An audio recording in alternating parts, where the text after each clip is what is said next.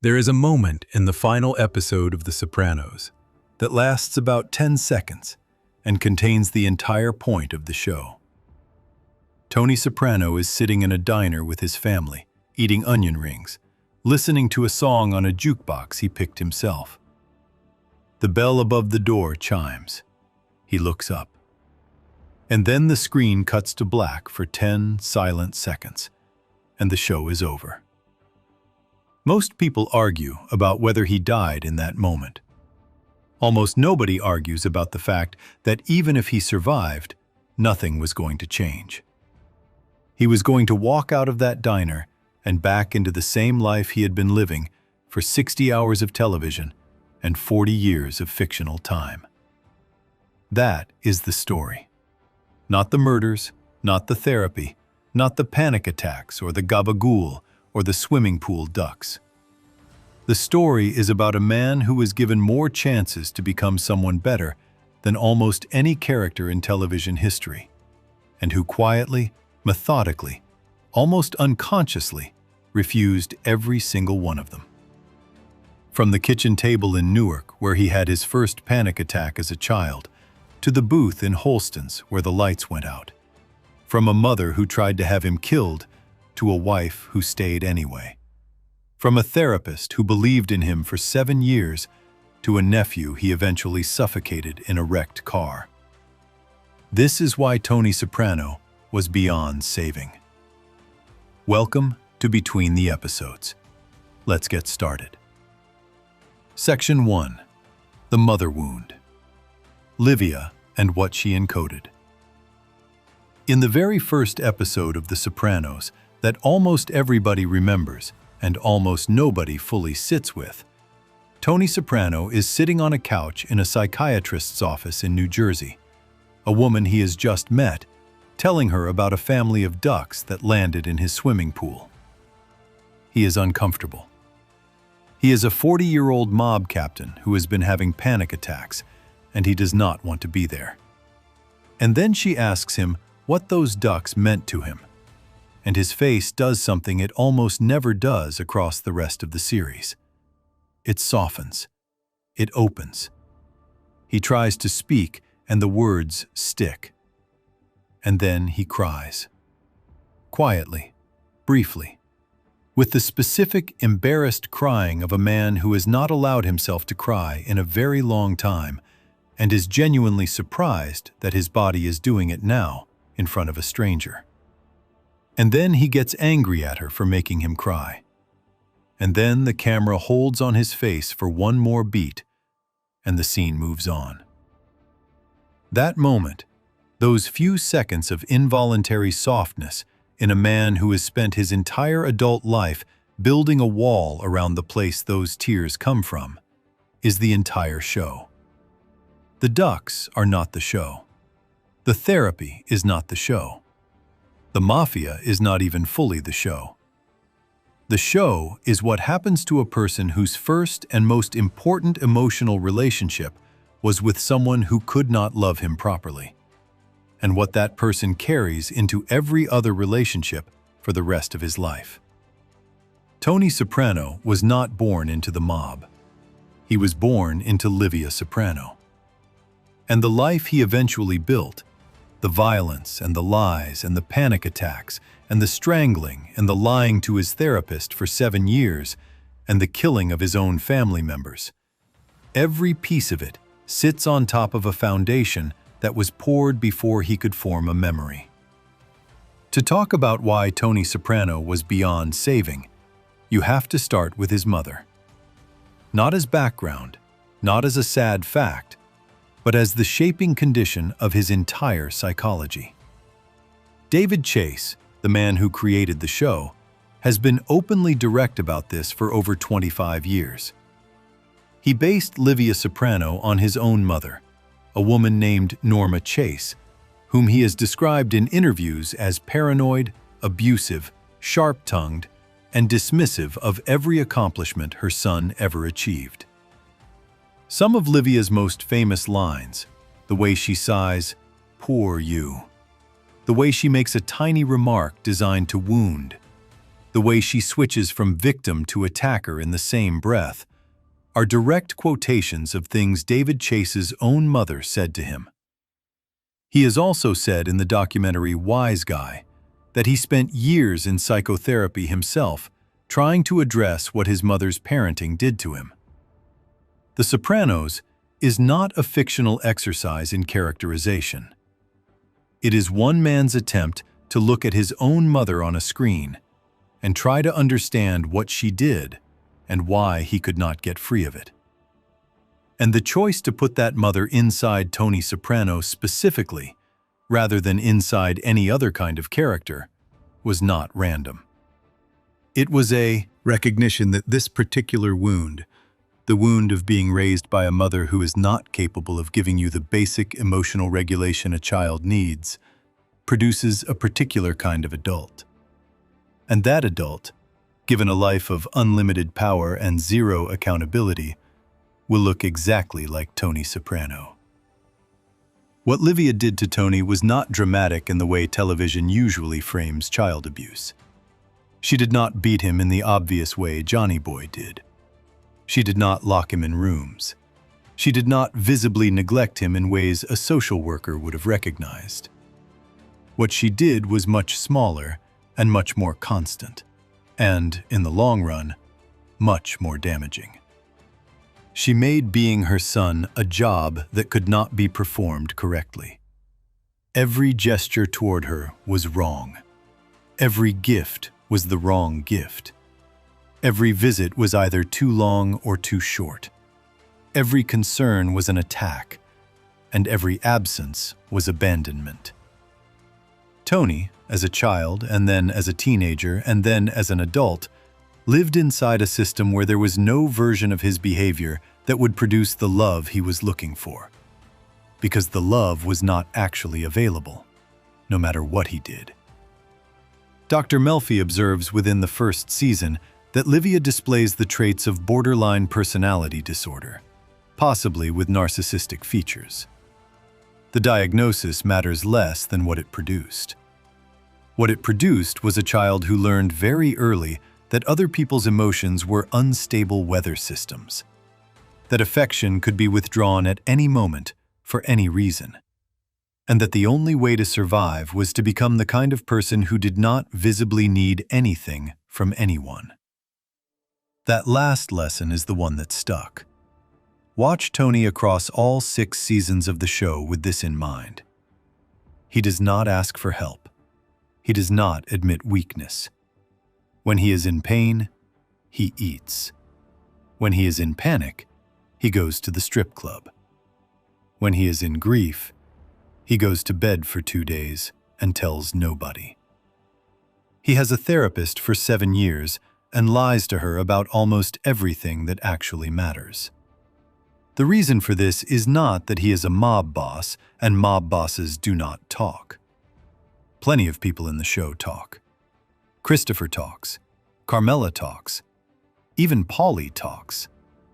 Tony does not talk because somewhere very early in his life, he learned that opening up to the woman whose job it was to receive him would result in punishment. So he stopped opening up. And then the not opening up became a personality. And then the personality became a man. And then the man became Tony Soprano. The flashbacks to his childhood across the series make this lineage explicit. In the first season episode, Down Neck, Tony tells Dr. Melfi about his earliest memories of his parents, and the memories themselves are revealing in their casual horror. He remembers his father, Johnny Boy, chopping the finger off Mr. Satriale at the family meat market because Satriale owed money on a gambling debt. He remembers watching this happen. He remembers his mother in the kitchen afterward, cooking the meat that came from Satriale's freezer for free, looking happy. That is the image he carries. Not the violence itself, which he saw all the time, but the moment of his mother enjoying the spoils of it. Later that same evening, he had his first panic attack at the dinner table, watching her smile while she cut into the food. He could not name what he was feeling. He was a child. But what he was feeling was the recognition that the adults in charge of his life were not the people he had been told they were, and that nobody was going to acknowledge it, and that he was alone with the knowledge. Across every flashback, Livia is the one who refuses to give. Johnny Boy is brutal but legible. He hits Tony, sometimes hard, but Tony at least understands what the hitting is for. Livia is more confusing and more permanent. There is a flashback in which young Tony tells Livia he is going outside to play. Livia, who has just threatened to stab him with a fork, tells him to take a baseball bat. There has been a fire in the neighborhood. Sirens are running in the background. She does not warn him about anything specific. She does not protect him. She just hands him an instrument and lets him go. And in another flashback from the same era, Johnny Boy is arrested at a children's amusement park, and young Tony comes home to find his mother sitting on the couch, smoking a cigarette and looking, by the light of her own face, faintly satisfied. Her husband is in jail. Her son is confused and scared, and she has the small, private smile of a woman whose suffering has finally been confirmed by an event large enough to justify it. Tony is, in that moment, an inconvenience to a story that is not about him. That is the experience of being Livia Soprano's child. You are always an inconvenience to a story that is not about you. And the story she told, in flashback after flashback, was a story of victimhood. Livia was always the most wounded person in any room. Her sacrifices were always larger than anyone else's. Her suffering always justified whatever cruelty she happened to be performing in the moment. When Tony grew up and tried to put her in a retirement community in Season 1 after she became too unstable to live alone, she did not respond with grief or fear or even ordinary protest. She responded by giving the order to have him killed. Quietly, indirectly, through hints and complaints to Tony's Uncle Jr., she set in motion an actual hit on her own son. The hit failed. Tony survived. The FBI later played him a recording of the conversation, and the look on his face when he heard his mother's voice authorizing his murder is one of the most quietly devastating moments in the entire series. He did not cry. He did not scream. He just sat there, absorbing it. Because on some level, the part of him that was raised by her was not even fully surprised. The mother who could not love him was now the mother who would let him die. The two facts had always been the same fact, wearing different masks. This is the foundation. Everything that comes later, every panic attack, every act of violence, every moment of cruelty toward people who actually loved him, sits on top of this. A child who learns that the most important person in his life will hurt him whenever it suits her does not grow up into an adult who trusts other people. He grows up into an adult who treats love itself as a form of liability. Carmela, his wife, spends years trying to reach him emotionally and watching him retreat. Meadow, his daughter, spends her whole adolescence trying to figure out which version of her father is going to come home on any given night. AJ, his son, eventually inherits the depression and the panic attacks and the empty drift that Tony himself has been carrying since childhood. Christopher, his nephew, spends his whole life trying to earn Tony's approval and never quite getting it, because approval is not something Tony has the equipment to give. He did not learn how to give it. He was raised by Livia. David Chase has said in interviews that the writer's room of The Sopranos was full of men with their own mother issues, and that this was part of what made the show work. Terrence Winter, one of the head writers, said in the same documentary that everybody on staff brought their own version of Livia to the table. The result is a portrait of maternal damage that is uncomfortably specific. Livia is not a generic bad mother. She is a particular kind of bad mother. The kind whose damage compounds across generations because the children she raises do not grow up into people who can break the cycle. They grow up into people who repeat it in different forms. Tony repeats it as a mob boss who treats his crew the way Livia treated him, withholding love, dispensing cruelty, demanding loyalty he never reciprocates. AJ repeats it as a depressed teenager who has no idea how to ask for help. Janice, Tony's sister, repeats it most directly, becoming a manipulative, victim-playing version of her own mother, almost without realizing it. The reason this matters for the question of whether Tony was ever going to be saved is simple. The damage Livia did was not the kind of damage that gets repaired in a therapist's office 20 years later. It is the kind of damage that becomes the architecture of the person. By the time Tony was 40 and sitting on Dr. Melfi's couch crying about ducks, the wall around his interior life had been load-bearing for decades. Removing it would have meant tearing down the entire house. Tony was not interested in tearing down the entire house.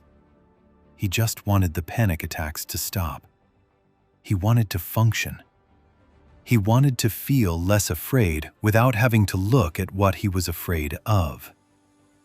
Therapy, for him, was a tool for managing symptoms while leaving the underlying disease completely untouched. And nothing was going to change that, because the part of him that might have wanted to change had been so thoroughly shut down by the time he was 8 years old that there was no reaching it anymore. Livia closed that door. And nobody, not Carmela, not Melfi, not Christopher, not even Tony himself in his most honest moments, was ever going to get it open again. Before we move on, if you're enjoying this analysis, please consider subscribing. It helps the channel tremendously. The mother was the first wound, and she shaped almost everything that came after. But Livia was not the only adult in young Tony's house teaching him what manhood meant. The next part of the foundation came from his father, and what young Tony saw on a quiet night in the fall of 1970 became the second piece of why he was already finished before the show even began. Section 2. The Father's Lessons. Johnny Boy and the Kitchen Table. There is a flashback in the first season episode, Down Neck, that the show uses as the origin point for almost everything Tony Soprano becomes.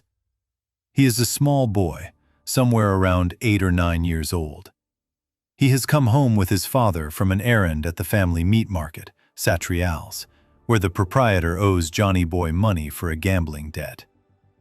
What young Tony sees at the meat market is his father and his uncle Junior holding the man down on a butcher's block, while Johnny Boy chops off one of his fingers with a cleaver. The boy watches this happen. He does not look away. He is too young to fully process what he is seeing, and too old not to remember it for the rest of his life. And then, Johnny Boy turns and notices Tony standing there. And instead of shock or shame, or any kind of recognition that his son has just witnessed something a child should not witness, Johnny Boy gets a look on his face that is almost proud, almost amused, as if some part of him has been waiting for this moment. The moment when his son finally sees what kind of man his father actually is. And the son does not flinch. That look is the second piece of the foundation. Livia poured the concrete. Johnny Boy decided what kind of building was going up.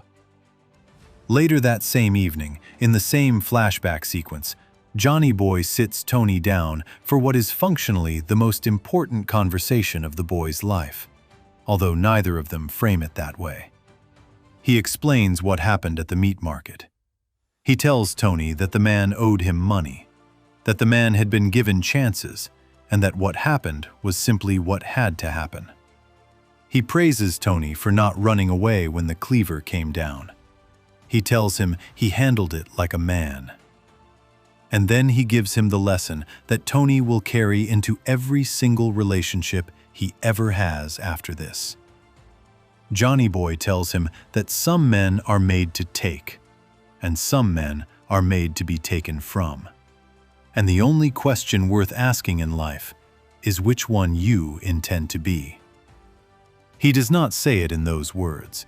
He does not have to. The lesson is in the cleaver and the meat and the praise for the boy who watched without crying. Tony absorbs it. He files it away in whatever part of a child's mind decides what the world is going to be. And from that night forward, the question of whether to be cruel to other people in order to get what he wants is no longer a question. It is a setting on his personality that has been switched on by the man who was supposed to be teaching him the opposite. Johnny Boy Soprano was a captain in the DeMeo crime family, the same outfit Tony would eventually run. He was a violent man, a serial adulterer, a frequent absence in his children's lives because he was either at work, at his mistress's apartment, or in prison. And yet, across the entire series, Tony talks about him with a reverence that is almost embarrassing. He glorifies him. He describes the era of his father's mob years as the golden age of the mafia, the time when men were men and the work meant something. He compares himself to his father constantly and almost always finds himself coming up short. There is a specific quality to the way Tony remembers Johnny Boy that is worth pausing on, because it is the same quality that all children of difficult fathers tend to apply to their memories. He remembers the moments when Johnny Boy was strong, present, in command. He forgets, or chooses to forget, the long weeks when Johnny Boy was nowhere to be found. The times he abandoned the family for his mistress, Fran Felstein.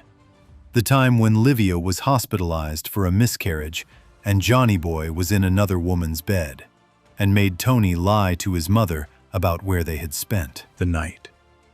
Tony, at 16 years old, covered for his father's affair while his mother lost a baby. He carried that lie, with all the guilt and shame that comes with being made complicit in something a child should never have been asked to be complicit in. And he never spoke about it for decades. In a fifth-season episode called In Camelot, Tony meets Fran Felstein for the first time as an adult, his father's mistress, after his Aunt Conchetta's funeral. She is old now, charming, full of stories. And as he spends more time with her, Tony starts to learn things about his father that complicate the mythology he has been carrying since childhood. He learns that Johnny Boy was with Fran on the night Livia miscarried. He learns that Johnny Boy had wanted to move the family to Reno, Nevada, to manage a club for a man named Rocco Alatorre, and that Livia had refused, and that Rocco Alatorre had eventually become extremely wealthy from that exact venture. He learns that Johnny Boy gave away Tony's childhood dog, Tippy, because Livia had pressured him to, and that Tippy went to Fran's son, who got to keep him. Johnny Boy gave his son's dog to his mistress's son. That is what Tony learns. And the most revealing thing about how he processes this information is how quickly he stops processing it. He does not let it change his memory of his father. He briefly gets angry at Fran for telling him too much. He goes back to his crew at the Bada Bing and starts telling them exaggerated stories about how Fran allegedly slept with President Kennedy, turning her into a glamorous footnote in his father's life, rather than a woman who watched his mother lose a child while his father was unbuckling his belt in her bedroom. Tony cannot afford to let Johnny Boy be small. The whole architecture of his self-image is built on Johnny Boy being large. This is the inheritance. A father who taught violence as competence. A father who taught absence as freedom. a father who taught lying to your wife as a normal thing men do. A father who, on the rare occasions he was emotionally present, was present in the form of approval for behaviors that would later destroy his son's life. Johnny Boy did not just give Tony permission to be violent. He gave Tony a model in which violence was the highest form of male self-expression, and tenderness was a thing you did privately, or not at all. Tony spends the entire series trying to live up to that model, and trying, in small, unconscious ways, to escape it. And he never manages either. He cannot become Johnny Boy because the world has changed, and the rules of the old mob no longer apply. He cannot escape Johnny Boy because the model is too deep, and the alternatives, by the time he might have considered them, were no longer available. There is a particular detail in the show's mythology that Tony returns to across the years, and that reveals something specific about how Johnny Boy shaped him. When Tony was in his early 20s, his cousin, Tony Blundetto, was scheduled to commit a hijacking with him. They had planned it together. They had agreed on the time and the place. And on the night of the job, Tony Soprano did not show up. He had a panic attack after a fight with his mother, blacked out, and hit his head. Tony Blundetto went to the job alone, was caught, and went to prison for years.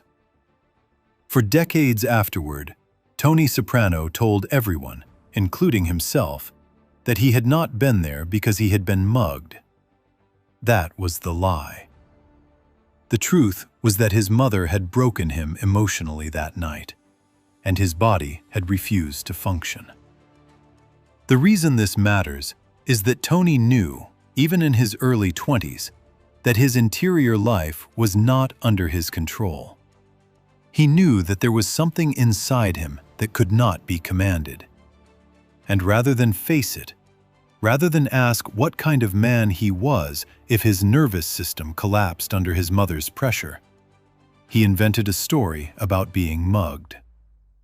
He went to his crew. He went to Johnny Boy. And he told them the manly version of what had happened, because the manly version was the only version Johnny Boy's son was permitted to live inside. That is the trap. The lessons Tony learned from his father were not just lessons about how to behave. They were lessons about which feelings were allowed and which were not. Anger was allowed. Lust was allowed. Greed was allowed. Pride was allowed. Fear was not allowed. Sadness was not allowed. Tenderness was not allowed, unless it was directed at very specific approved objects, which for Tony in adulthood would turn out to be horses, ducks, his children when they were small, and the occasional stripper he developed a paternal feeling for. Anything that did not fit inside Johnny Boy's narrow definition of male permissible feeling had to be exiled. And exiled feelings do not disappear. They become symptoms. They become the thing that drops a 40-year-old man to his knees beside his swimming pool when a family of birds decides to leave. There is one more thing Johnny Boy did, late in Tony's life as a young man, that completes the picture. When Tony was 22 years old, just barely an adult, Johnny Boy ordered him to kill a small-time bookie named Willie Overall. The hit was Tony's first. It was, in mob terminology, his ticket to becoming a made man. Johnny Boy gave his son the order, and his son carried it out, shooting a man in the back of the head and helping to bury his body in a place where it would stay for decades. Paulie Gualtieri, much later in the series, mentions this fact to Tony as evidence that Johnny Boy must have loved his son. Why else would he have given him that opportunity? The most important professional break a young mob soldier can get. Tony does not look convinced when Paulie says this. He gets quiet. He changes the subject. Because somewhere underneath the version of his father that he has spent his life maintaining, Tony knows what that gift actually was. It was not love. It was Johnny Boy ensuring that his son would never be able to leave. A young man who has killed for the family at the age of 22 does not become a patio salesman. He does not move to San Diego and start a different life. He becomes whatever the family needs him to become, because the family is now the only place where he can survive the weight of what he has done. That is what Johnny Boy gave him. A model of manhood that excluded everything tender, a code that punished honesty, a profession that required killing, and a permanent psychological tether to the only people who could understand what he was. By the time Johnny Boy died of emphysema in 1986, Tony was already locked in. The door had closed. The boy who had once watched the cleaver come down at Satriale's and not flinched was now a man who had killed his first person and would kill many more. And the panic attacks, the symptoms of the part of him that knew on some level that this was wrong, were already starting to flicker at the edges of his nervous system, waiting for the moment they could no longer be ignored. Before we move on, if you're enjoying this analysis, please consider subscribing. It helps the channel tremendously. The father gave Tony the trade and the code. The mother gave him the wound that made the trade and the code feel inevitable. Together, they handed him a life that was waiting for him before he ever made a conscious choice about it. But the next chapter of his story is about what happened when Tony, as a young adult, met the institution that would replace his parents and finish the job they had started. Section 3. The Made Man. How the mob completed what his parents started. There is a scene in the 6th season episode Remember When that the show uses to put a frame around Tony's first murder. He is in Miami with Paulie Gualtieri, hiding out briefly because the FBI has dug up the bones of a man Tony killed when he was 22 years old. The two of them are at a hotel, drinking, talking about old times. And Paulie, who has been with the family since Johnny Boy was running things, starts reminiscing about Tony's first hit, the bookie Willie Overall. A small man, a degenerate gambler, a guy who owed money he was never going to pay. Paulie tells the story like it is a fond memory. He laughs.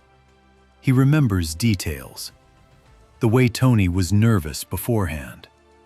The way he held the gun. The way it was over quickly, and they buried him in a vacant lot, and that was that. Paulie is being affectionate. He is treating the murder of Willie Overall as the foundational moment of his relationship with Tony. The night the boy he had watched grow up officially joined the family. And Tony, sitting across from him, gets quieter and quieter. His face goes flat. He is not enjoying this conversation. He is trying to make it stop without seeming like he is trying to make it stop. Because the version of that night that Paulie is telling, the warm, masculine ritual of becoming a made man, is not the version Tony has been carrying inside himself for 30 years. The Mafia, as an institution, did to Tony Soprano what every total institution does to a young person who enters it before they are fully formed. It replaced his developing sense of self with a ready-made identity, complete with rules, language, hierarchy, expectations, and consequences. It told him who he was. It told him who his family was, and the family it gave him was not the family he had been born into, but a new family. The crew, the captains, the boss. The network of men who had killed and bled and survived together, and who now expected the same of him. It gave him a job. It gave him a code.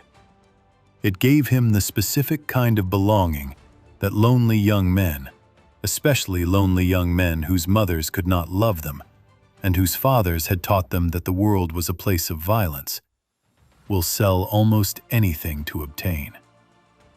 Tony sold what he had. He sold his soul in the ordinary religious sense of the phrase, and he did not even fully realize he had done it until decades later, when the panic attacks started arriving, and his body began to register what his mind had agreed to. The mob Tony joined was the DeMeo crime family of North Jersey. By the time he started showing up at the Bada Bing as a young man, his father Johnny Boy had been a captain for years. His uncle Junior had been part of the same operation, and the basic shape of his future had been laid out for him before he could meaningfully consent to it. He went to Seton Hall University for a semester and a half. He thought briefly about other paths. He has mentioned, more than once across the series, that if his life had gone differently, he might have ended up selling patio furniture in San Diego. A phrase that the show returns to repeatedly, because it represents the alternate Tony, the unlived Tony, the regular American man Tony might have been if his parents had been different, and the neighborhood had been different, and the family business had been anything else. He dropped out of college. He started running with Silvio Dante and Jackie Aprile, and the other young men who would form the core of his eventual crew. He committed his first significant crime, a robbery of a card game run by an older mobster named Feech LaManna, and Johnny Boy used his influence to keep his son out of serious trouble. And then, at 22, he killed Willie Overall. And then he was a made man. And then there was no going back. Becoming a made man inside a mafia family is not a metaphor.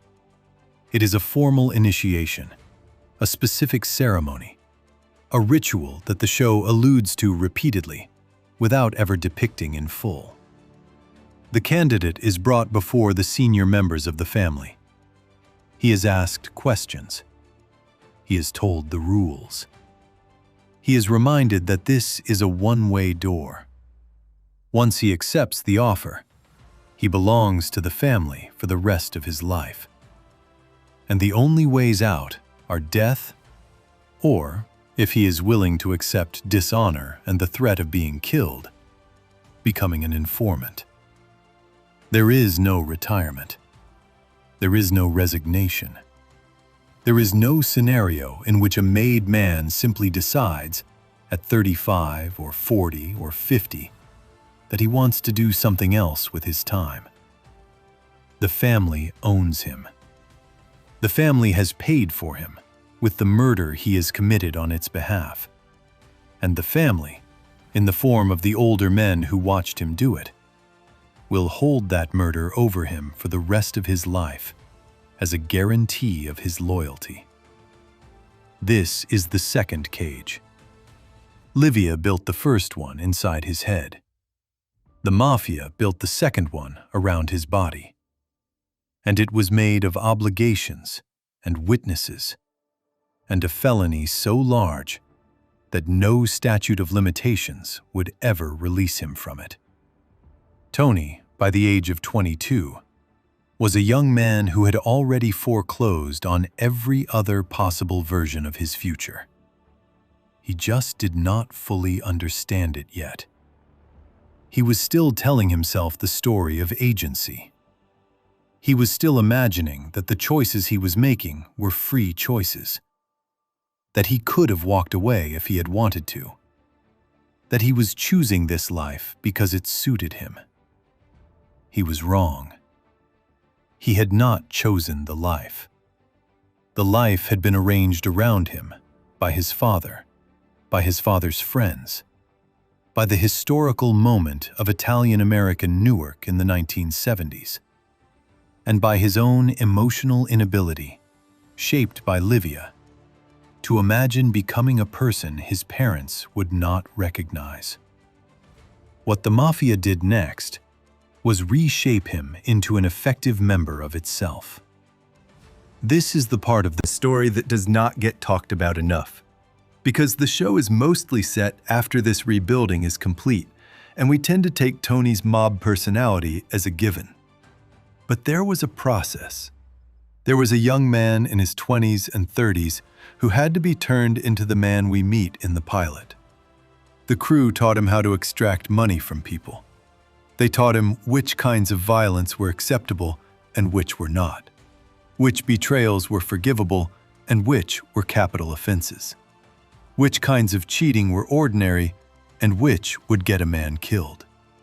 They taught him the language, the vocabulary of made guys and friends of ours, of associates and capos and consiglieres, of beefs and sit-downs and sending a message. They taught him how to dress, how to spend money in a way that signaled status without looking too obvious, how to walk into a restaurant in a way that made the room understand who had just arrived. They taught him, perhaps most importantly, how to treat his own emotions as professional liabilities. A made man who shows fear gets killed. A made man who shows uncertainty gets pushed aside. A made man who shows tenderness in the wrong context gets disrespected. The lessons Johnny Boy had given him at the kitchen table in childhood were now reinforced every day by an entire institution that backed up those lessons with the credible threat of violence. By the time the show begins, in the summer of 1998, Tony has been doing this for over 20 years. He is a captain, almost an underboss, soon to be the actual boss of the family. He has killed. He has ordered killings. He has tortured people. He has destroyed businesses. He has corrupted unions. He has run drugs through interstate transport.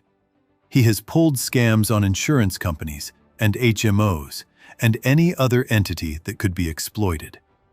He has made himself wealthy in the specific, dirty way that mob money is wealthy, with cash hidden in walls and mansions paid for with stolen funds, and a wife who knows enough not to ask too many questions. And he has done all of this while also raising 2 children in a suburb, attending parent-teacher conferences, taking his daughter to college tours, going to church on the holidays his wife considers important. He has lived the double life that the Mafia, almost uniquely among criminal institutions, allows and even encourages. The mob does not require its members to disappear into hiding. It requires them to perform respectability in the daylight world while doing the work of organized crime in the shadows. Tony has been performing respectability for so long that the performance has become indistinguishable from the man underneath it. There is no real Tony Soprano standing apart from the costume. The costume is the man. This is the third cage, the one that exists between the Mafia and the suburb. And it is, in some ways, the most insidious one, because Tony cannot fully be a member of either world. The crew at the Bada Bing knows he has a wife and kids and a therapist, although the therapist is a secret. His neighbors in North Caldwell know he has some kind of business that involves a lot of cash and a lot of cousins, although they do not look too closely. His daughter Meadow grows up half aware of what her father does. His son AJ grows up almost fully unaware until adolescence forces the recognition on him.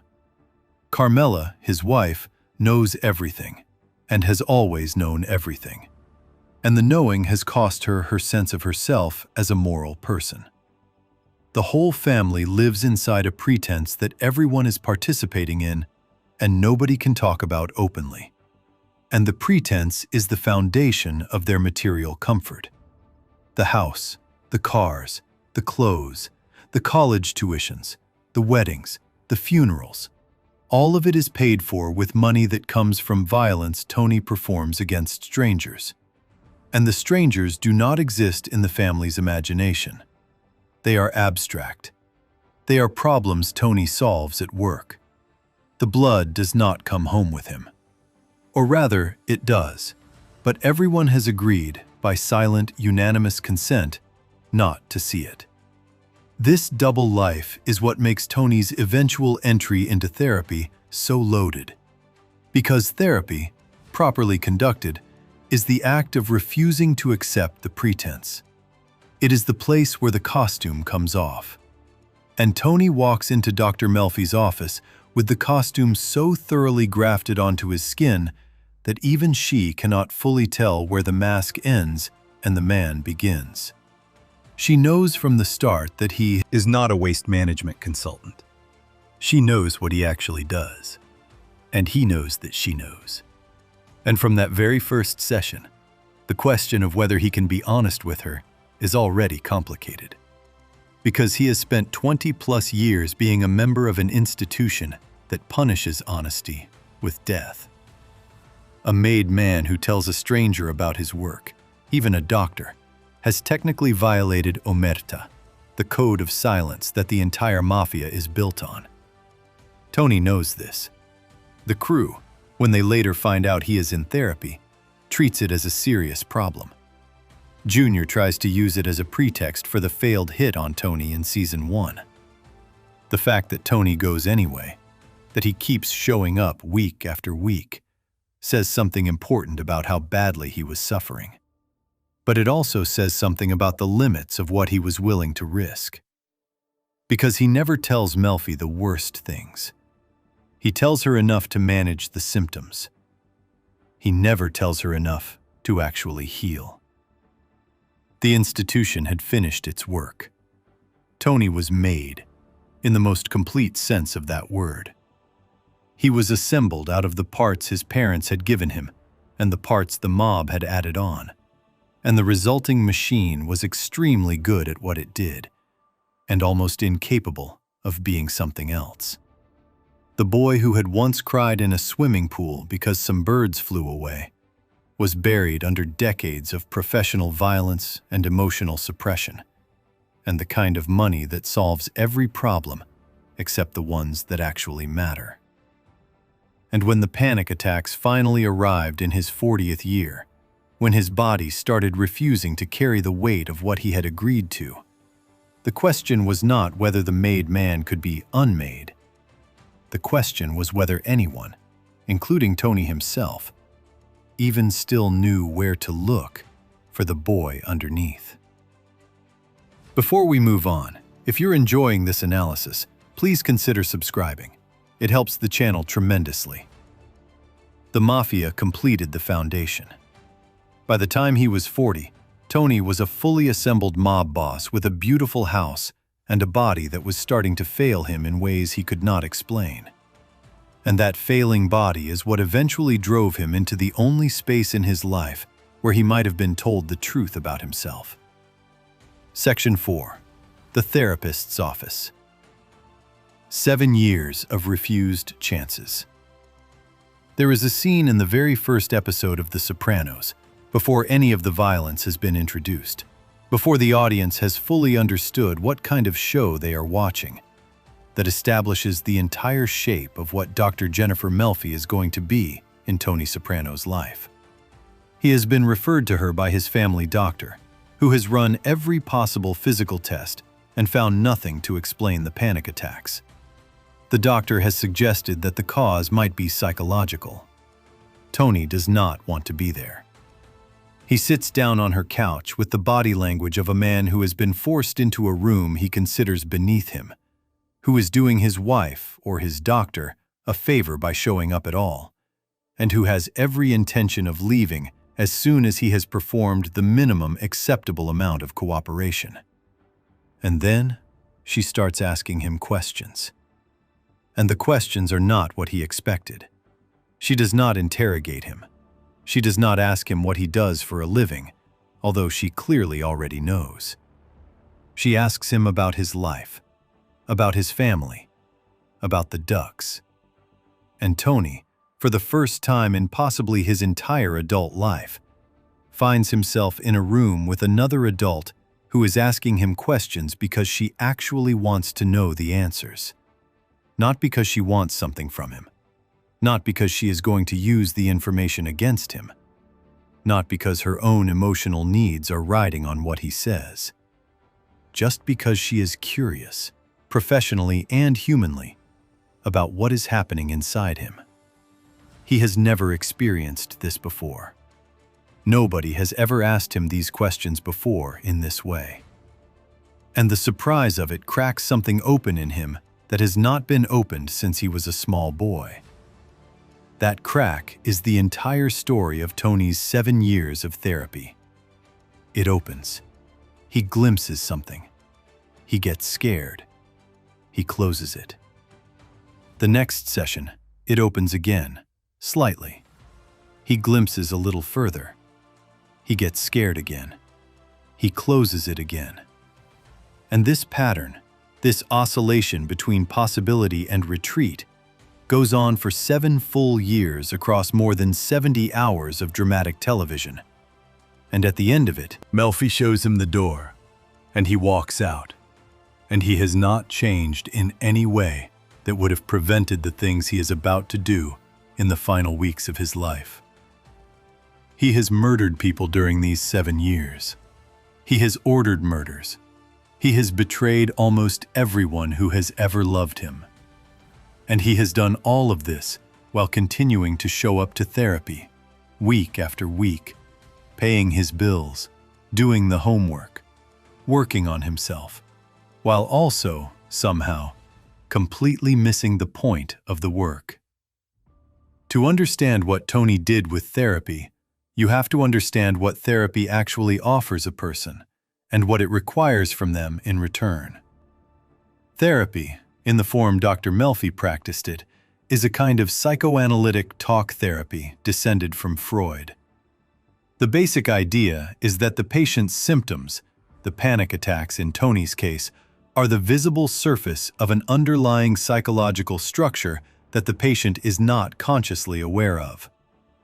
The work of therapy is to make the unconscious conscious, to bring buried experiences and emotions and patterns to the surface, to help the patient understand why they are doing what they are doing, so that they can begin to do something different. It is slow work.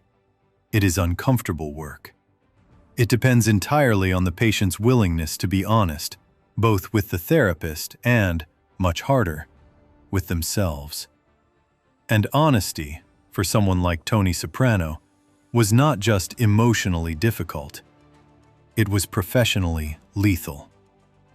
He was a mob boss. The things he could not say in therapy were the things that, if said, would have implicated him in dozens of murders. So from the very first session, he was working with a constraint that almost no other patient brings into the room. He could only ever tell Dr. Melfi a partial truth. He could talk about his mother. He could talk about his father. He could talk about his children, his wife, his stress, his depression, his fear of losing his family, his rage at the people around him. But the actual content of his daily life, the strangling and the shooting and the dismemberment and the burying, all of that had to be kept out of the room. And the parts of him that those activities were producing, the spiritual cost of performing violence on a regular basis, the moral injury that accumulates in a person who has buried bodies in vacant lots, those parts could not be addressed because they could not be named. He came to therapy with one hand tied behind his back, and Dr. Melfi could feel the tied hand the entire time. And they both pretended together for 7 years that the work could proceed without untying it. This is the first trap. But there is a second trap, and it is more important. Because even within the constraints that Tony brought into the room, there were things he could have addressed and refused to. He could have looked honestly at his mother. He could have looked honestly at his father. He could have looked honestly at his marriage, his serial infidelities, the way he treated his children, the way he treated Christopher, the way he used and discarded the women who loved him. He could have done that work. Other patients have done that work with much less. And Tony, instead of doing it, learned to use the language of therapy as a form of self-management. He learned to recognize his own patterns just enough to talk about them in session, and then he went home and continued the patterns unchanged. He developed insight without using the insight to do anything. He became, over 7 years, a more articulate version of exactly the same man he had been at the beginning. This is the phenomenon that Dr. Melfi's own therapist, Elliot Kupferberg, eventually identifies in the penultimate episode of the series, The Blue Comet. Kupferberg has been telling Melfi for years that her patient is a sociopath, that he is using their work together not to grow, but to refine his manipulative skills, that talk therapy with someone like Tony does not heal them, but instead arms them. And Melfi has resisted this view for years, partly out of professional loyalty to her patient, and partly because she has developed a genuine attachment to Tony that, in her better moments, she recognizes as countertransference, a therapist's emotional response to a charismatic patient that can compromise the work.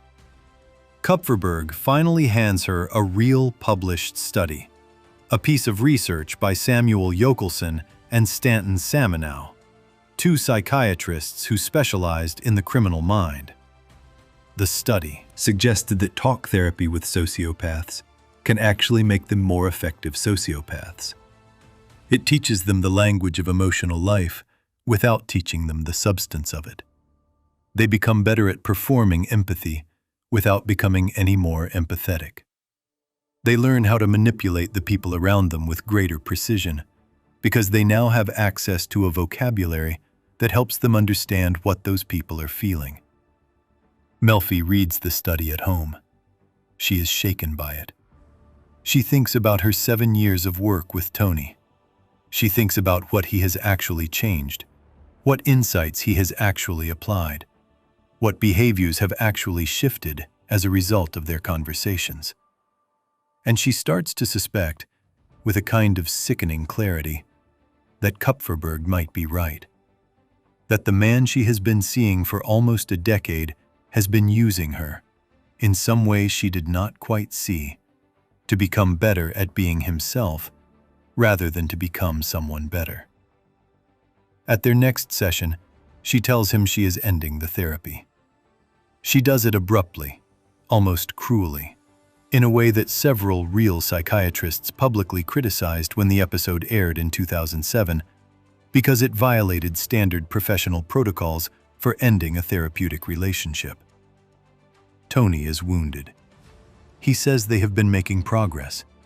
He says it has been 7 years. She says he does not give a damn about commitments and shows him the door. He leaves, and he never sees her again. Now, here is the question that has haunted viewers of The Sopranos for almost 20 years. Was Melfi right? Was Tony actually a sociopath who could not be helped by therapy? Or was she wrong, manipulated by Kupferberg's professional bitterness and her own guilt about her attraction to Tony, throwing away the only relationship in this man's life that had ever offered him real understanding? David Chase, in his published interviews about the show, has been deliberately ambiguous about this. But there is a strong case to be made that Chase intended for the answer to be more complicated than either pure sociopathy or pure missed opportunity. The case is this: Tony was not a textbook sociopath. He had real love for animals. He had real love for his children, especially when they were young. He had moments of genuine connection with Carmela, with Christopher, with Adriana. with the women he had affairs with. He cried in therapy at moments that did not appear to be performed. He showed real distress at certain deaths, including, unexpectedly, the death of a stripper named Tracy in Season 3. A pure sociopath would not have those reactions. The capacity for empathy in Tony was real but selective. He could feel deeply for some living things and almost nothing for others. The pattern of who got the empathy and who did not is its own subject, and one we will return to. But the basic point is that Tony was not incapable of feeling. He was capable of feeling, and had organized his entire life around not letting that capacity inconvenience him. What Tony was, more accurately, was a man who had used therapy for the same reason he used everything else in his life: to manage, to control, to keep functioning. He came to Dr. Melfi because his panic attacks were making him pass out, and that was professionally dangerous.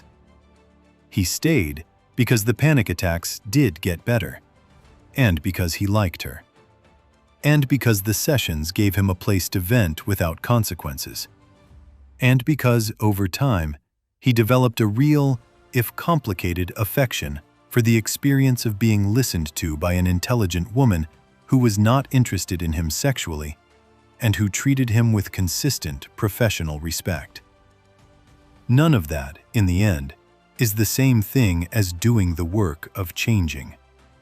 He never stopped being a mob boss. He never even seriously considered it. The most therapy ever achieved with him was the moment in Season 6, after he came out of his coma, when he briefly tried to be a more philosophical, more present, more loving version of himself for a few weeks. And then he killed Christopher.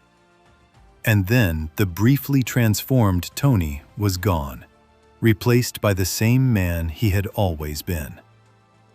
The 7 years of therapy, in the final accounting, were a failed experiment. Not a failure on Melfi's part, although she made errors. Not a failure of the modality, although other approaches might have served Tony better. A failure of the patient. Because the patient never fully agreed to do what therapy actually requires. He showed up. He talked.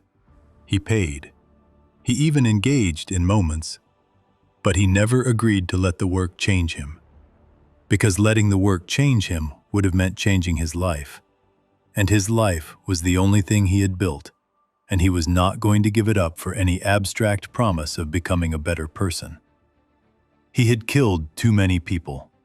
He had hurt too many people. The cost of admitting it would have been infinite, and the reward, in his calculation, was nothing. So he kept the symptoms manageable, kept the language sophisticated, and kept the violence going, all the way to the end. Before we move on, if you're enjoying this analysis, please consider subscribing. It helps the channel tremendously. Therapy was the chance most people with Tony's damage will never receive in their lives. He used it to manage himself rather than change himself. But while he was doing that, he was coming home every night to a wife who knew everything and had agreed decades earlier to keep knowing. Section 5. Carmela, the wife who knew and stayed anyway. There is a moment in the 3rd season episode, Second Opinion, that almost everybody who has watched The Sopranos remembers, even if they cannot place exactly which episode it came from. Carmela Soprano is sitting in the office of a psychiatrist named Dr. Krakauer, a man she has been referred to for her own anxiety. She has not told her husband she is going. She is alone in this room with a stranger, talking about her marriage, about her depression, about the cost of being who she is. And the psychiatrist, an old man with the bluntness that comes with having seen too many patients perform their lives for him, listens to her for a few minutes and then tells her something that nobody else in her entire life has ever told her so plainly. He tells her that her husband is a depressed criminal, that the things he does are evil, that she is enabling those things by staying with him, and that she is going to have to leave him and refuse to take any of his money if she wants to live with herself. He tells her, in so many words, that there is no version of this marriage that is morally acceptable, and that she has known this for years, and that the time for pretending otherwise is over. He even refuses to accept payment for the session, because he says he cannot, in good conscience, profit from blood money. Carmela sits there absorbing all of this. Her face goes through several changes, none of them comfortable. And then she goes home, and she stays married. And the moment passes, and the show moves on, and Carmela Soprano remains the wife of Tony Soprano for the rest of the series. That scene, more than almost any other in the show, is the entire story of why even the love of someone who genuinely tried for decades was not going to be enough to save Tony Soprano. Because Carmela was not a passive victim of her husband's life. She was a participant in it. She had made choices, year after year, to stay. And every time she stayed, the marriage closed a little further around both of them, and the possibility of either of them becoming a different person grew a little smaller. Tony did not just refuse the chance therapy offered him. He also refused the chance Carmela kept extending him. The chance to be loved by a woman who saw him clearly and was willing, for stretches of time, to forgive him for what she saw. He took the love. He never reciprocated it in any form she could actually use. And Carmela, who had been raised by an institution at least as confining as the one that raised Tony, the institution of mid-century Italian-American Catholic womanhood, did not have the equipment to leave, even when leaving was the only thing that would have saved either of them. To understand Carmela, you have to understand what she signed up for and what she did not sign up for. She and Tony met in high school, in the Ironbound section of Newark, when he was a working-class kid with mob connections through his father, and she was a girl from a respectable family that had its own complicated relationship to the neighborhood. They started dating. They fell in love, in whatever the high school version of that emotion was. And by the time they got married, in their early 20s, the basic outlines of Tony's future were already visible.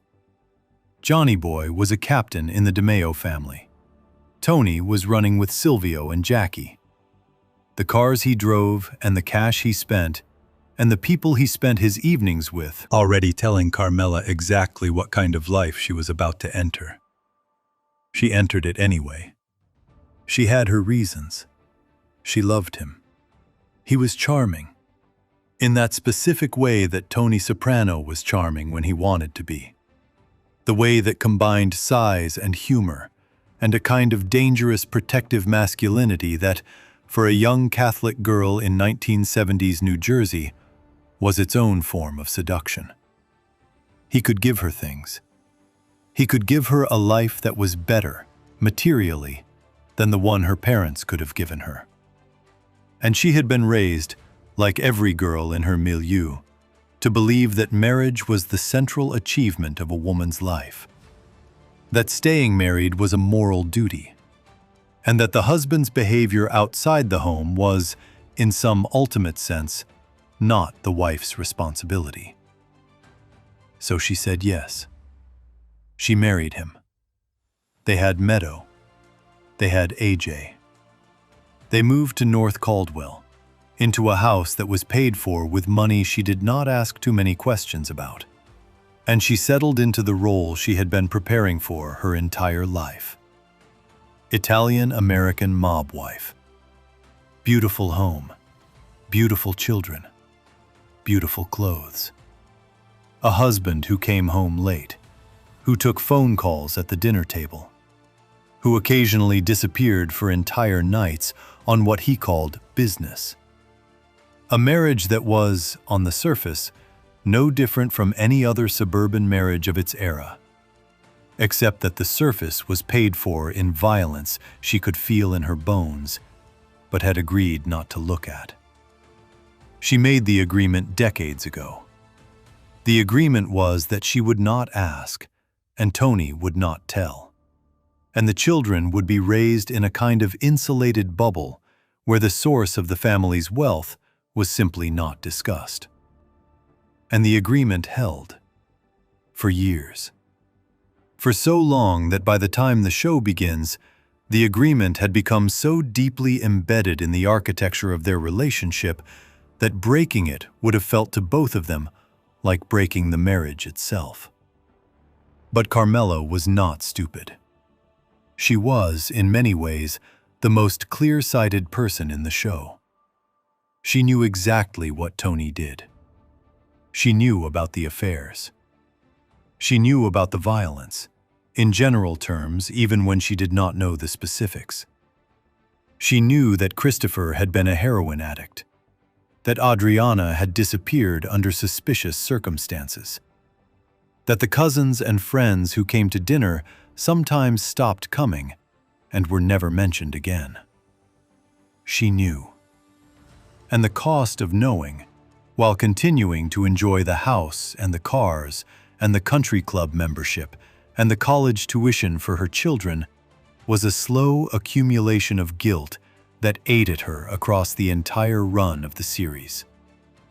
Her depression, her anxiety, her affair with Furio, her brief separation from Tony in season 4, her flirtations with Redemption, with Father Phil, with various other priests and intellectuals who offered her glimpses of a life of the mind that her actual life did not contain. All of these were Carmela trying, in fragmentary ways, to deal with the moral weight of being who she was. None of them worked. She always came back. She always rejoined the marriage. And every time she did, she gave Tony a new piece of evidence that no matter what he did, she was going to absorb it and stay. This is the cruel logic of Carmela's love for Tony. The more loyal she was, the more she enabled him. The more she absorbed, the less he had to face. There is a psychological term for this dynamic, which the show never uses, but which sits underneath every scene between them. The codependent partner.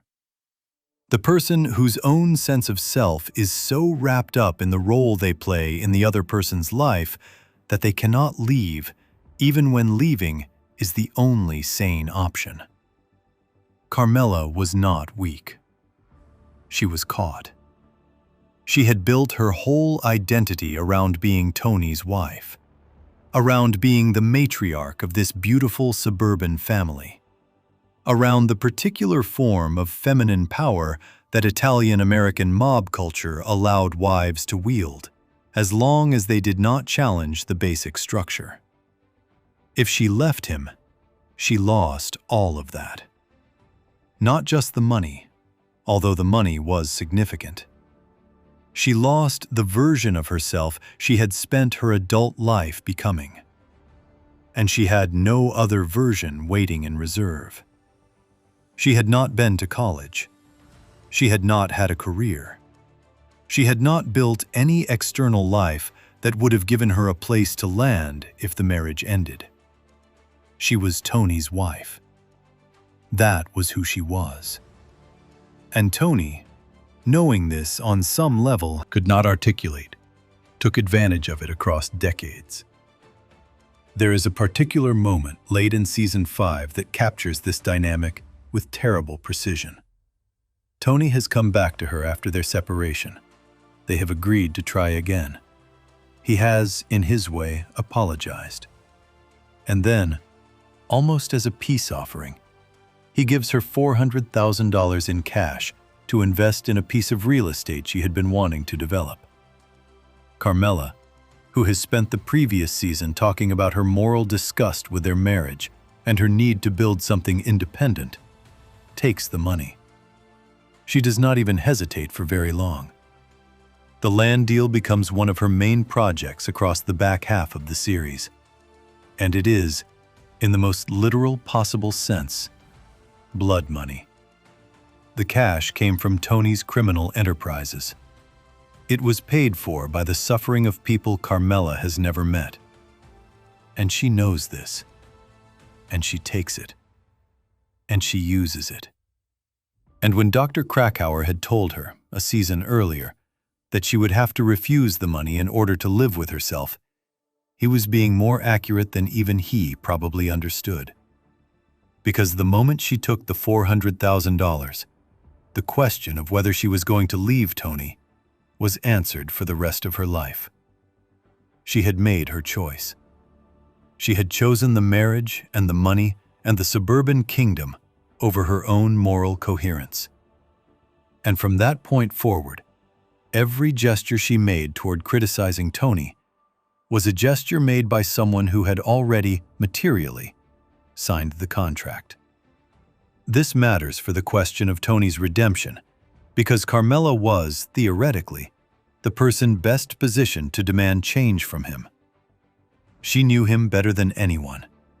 She had access to him in ways Melfi never did. She slept beside him. She had borne his children. She had survived his affairs, his rages, his disappearances. If anyone could have looked him in the eye and said, "This stops or I leave," it was her. And she did not. Not seriously. Not in a way he ever fully believed. She threatened. She separated. She had her own affair. She went to therapy. She talked to priests. But every escalation eventually ended with her coming back. And every return was Tony's confirmation that the rules of their marriage were what he had always assumed they were. He could do anything. She would absorb it. The deal would hold. There is a flicker of something else in the second-to-last season episode where Carmela learns that Adriana, her daughter-in-law in all but legal status, the woman Christopher loved, has disappeared. Tony tells her that Adriana left town with another man. Carmela does not believe it for a second. She knows Adriana. She knows what Adriana would and would not do. And in a quiet conversation with Tony in their bedroom, she presses him on it, asks him directly what happened. He tells her again the cover story. Adriana ran away. There was another guy. The matter is settled. Carmela's face during this exchange is one of the most haunting things in the show. Because she knows. Not the specifics, but the shape. She knows that Adriana is dead. She knows that her husband had something to do with it. And she knows, in the same instant, that there is nothing she can do about it that she is willing to do. So she lets the lie stand. She accepts the cover story. She files Adriana under the long list of things she has agreed not to know. And she goes downstairs and makes dinner. This is what Tony got from his marriage.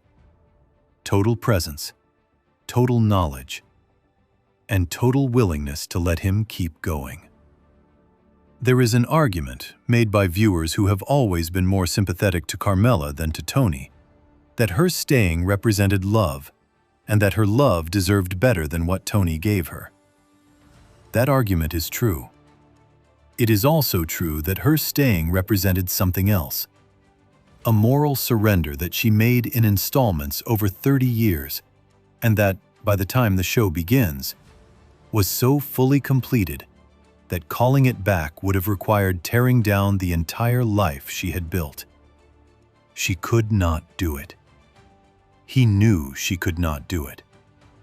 And the marriage continued, year after year, becoming a structure that supported both of them and changed neither of them.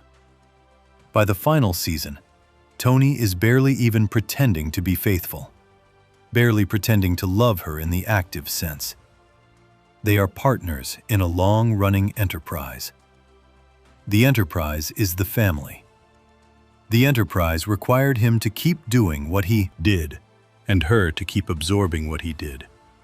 And the enterprise had become, somewhere along the way, all that was left of either of them. Before we move on, if you're enjoying this analysis, please consider subscribing. It helps the channel tremendously. The wife who knew everything and stayed anyway was one chance Tony was given to become something different, and he ran out the clock on it the same way he ran out the clock on therapy. But Carmela was not the only person in the house, and the two children growing up in that beautiful North Caldwell home were watching their father in ways neither of them fully understood yet. Section 6. The Children. Meadow, AJ, and the inheritance Tony tried not to pass down. There is a scene in the first season episode, College, that the show uses to plant the question of who Tony Soprano is going to be as a father, and what kind of father Meadow Soprano is going to grow up believing him to be. He has taken his teenage daughter on a tour of colleges in Maine. They are alone together for the first time in possibly years, doing a thing that any father and daughter might do: looking at campuses, eating in diners, talking about her future. And in the middle of this completely ordinary trip, Meadow, sitting in the passenger seat of the rental car, asks her father directly whether he is in the mafia. She has been wanting to ask him this for years.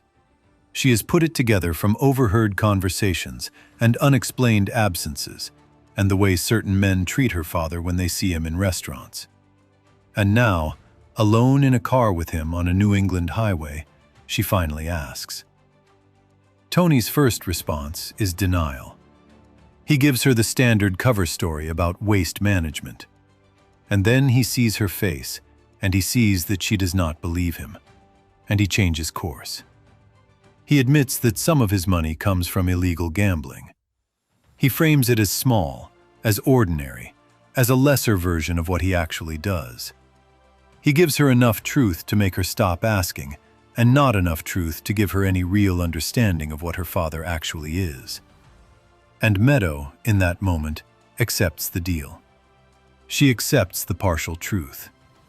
She agrees, without saying it out loud, to be the kind of daughter who knows just enough to remain comfortable, and not enough to be required to do anything about what she knows. That conversation in the car is the start of Meadow's long, slow corruption. And the rest of the episode, which intercuts the college tour with Tony tracking down and strangling a former mob informant named Fabian Petrulio in the same Maine town, is one of the most pointed structural arguments the show ever makes. While Tony is teaching his daughter to accept softened versions of reality, he is also, off-screen, performing the version of reality he is hiding from her. The two scenes are not separate. They are the same scene. The lie he tells her in the car is the lie that makes the murder possible. Because if Meadow knew what her father was actually doing while she was in her dorm room interview, she could not pretend the trip was a normal college tour. So she does not get to know. And Tony does not have to choose between being a father and being a killer. He gets to be both, on the same weekend, in the same car, by virtue of the same fundamental dishonesty that has structured every other relationship in his life. This is how Tony parented his children. Not by hiding the truth completely, which was impossible. Not by telling them the truth, which was unbearable. But by maintaining a constant low-level fog of partial information, in which the children could grow up knowing without knowing, suspecting without confirming, benefiting from the violence without ever having to look at it directly. The fog worked, for years, for most of their childhoods. Meadow and AJ both grew up in a beautiful house, attended good schools, took family vacations, had birthday parties, lived a life that on the outside was indistinguishable from the lives of their wealthy suburban classmates. The blood was kept off the carpets. The bodies were buried far away. The men who came to dinner were called Uncle This or Cousin That, and the children were taught to be polite to them. By the time Meadow was old enough to ask the question in the car, she was already well trained in the art of accepting reassuring half-answers. Tony had been preparing her for that conversation her entire life. Meadow, in adolescence and young adulthood, started to push against the fog. She went to Columbia University. She had boyfriends Tony did not approve of, including Noah Tannenbaum, a young black Jewish man whom Tony rejected in a scene of casual ugliness that revealed more about Tony than he probably realized. She studied political science. She read books that her parents had not read. She started, briefly, to look at her family from a critical distance, to wonder out loud about the morality of what her father did and what her mother had agreed to. There was a period in the third and fourth seasons when it looked like Meadow might become the one Soprano child who genuinely escaped, who built a real life outside the family's gravitational pull, who used her education to put real distance between herself and the world she came from. And then, slowly, across the back half of the series, that possibility closed. She got engaged to Finn DiTrolio, then broke up with him after he glimpsed the violence around her father. She got involved with Patrick Parisi, the son of a mob soldier. She started talking, late in the series, about wanting to become a lawyer who would defend Italian Americans against unfair prosecution. She started, in short, becoming her father's daughter. The political science had curdled into ethnic grievance. The independence had collapsed back into family loyalty. By the final scene of the show, when she is parking her car outside Holston's, she is no longer the young woman who might have escaped. She is the woman who has chosen, fully, to belong. The mechanism of Meadow's drift is one of the show's quieter cruelties. Tony did not force her to come back. He did not threaten her or manipulate her in any obvious way. He simply continued to be her father, continued to love her in his particular way, continued to provide the financial cushion that made her life possible, and waited. And the waiting worked. Because Meadow loved him. She loved him the way most children love their parents, with a depth that survives almost any evidence of the parents' failures.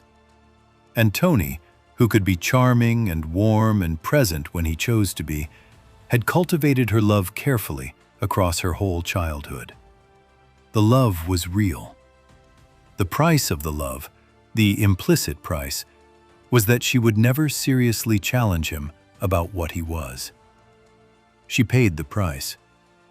By the end, she was articulating positions that defended the family business, blaming federal prosecutors for unfair treatment of Italian Americans, framing her father's life as a victim's life rather than as a perpetrator's.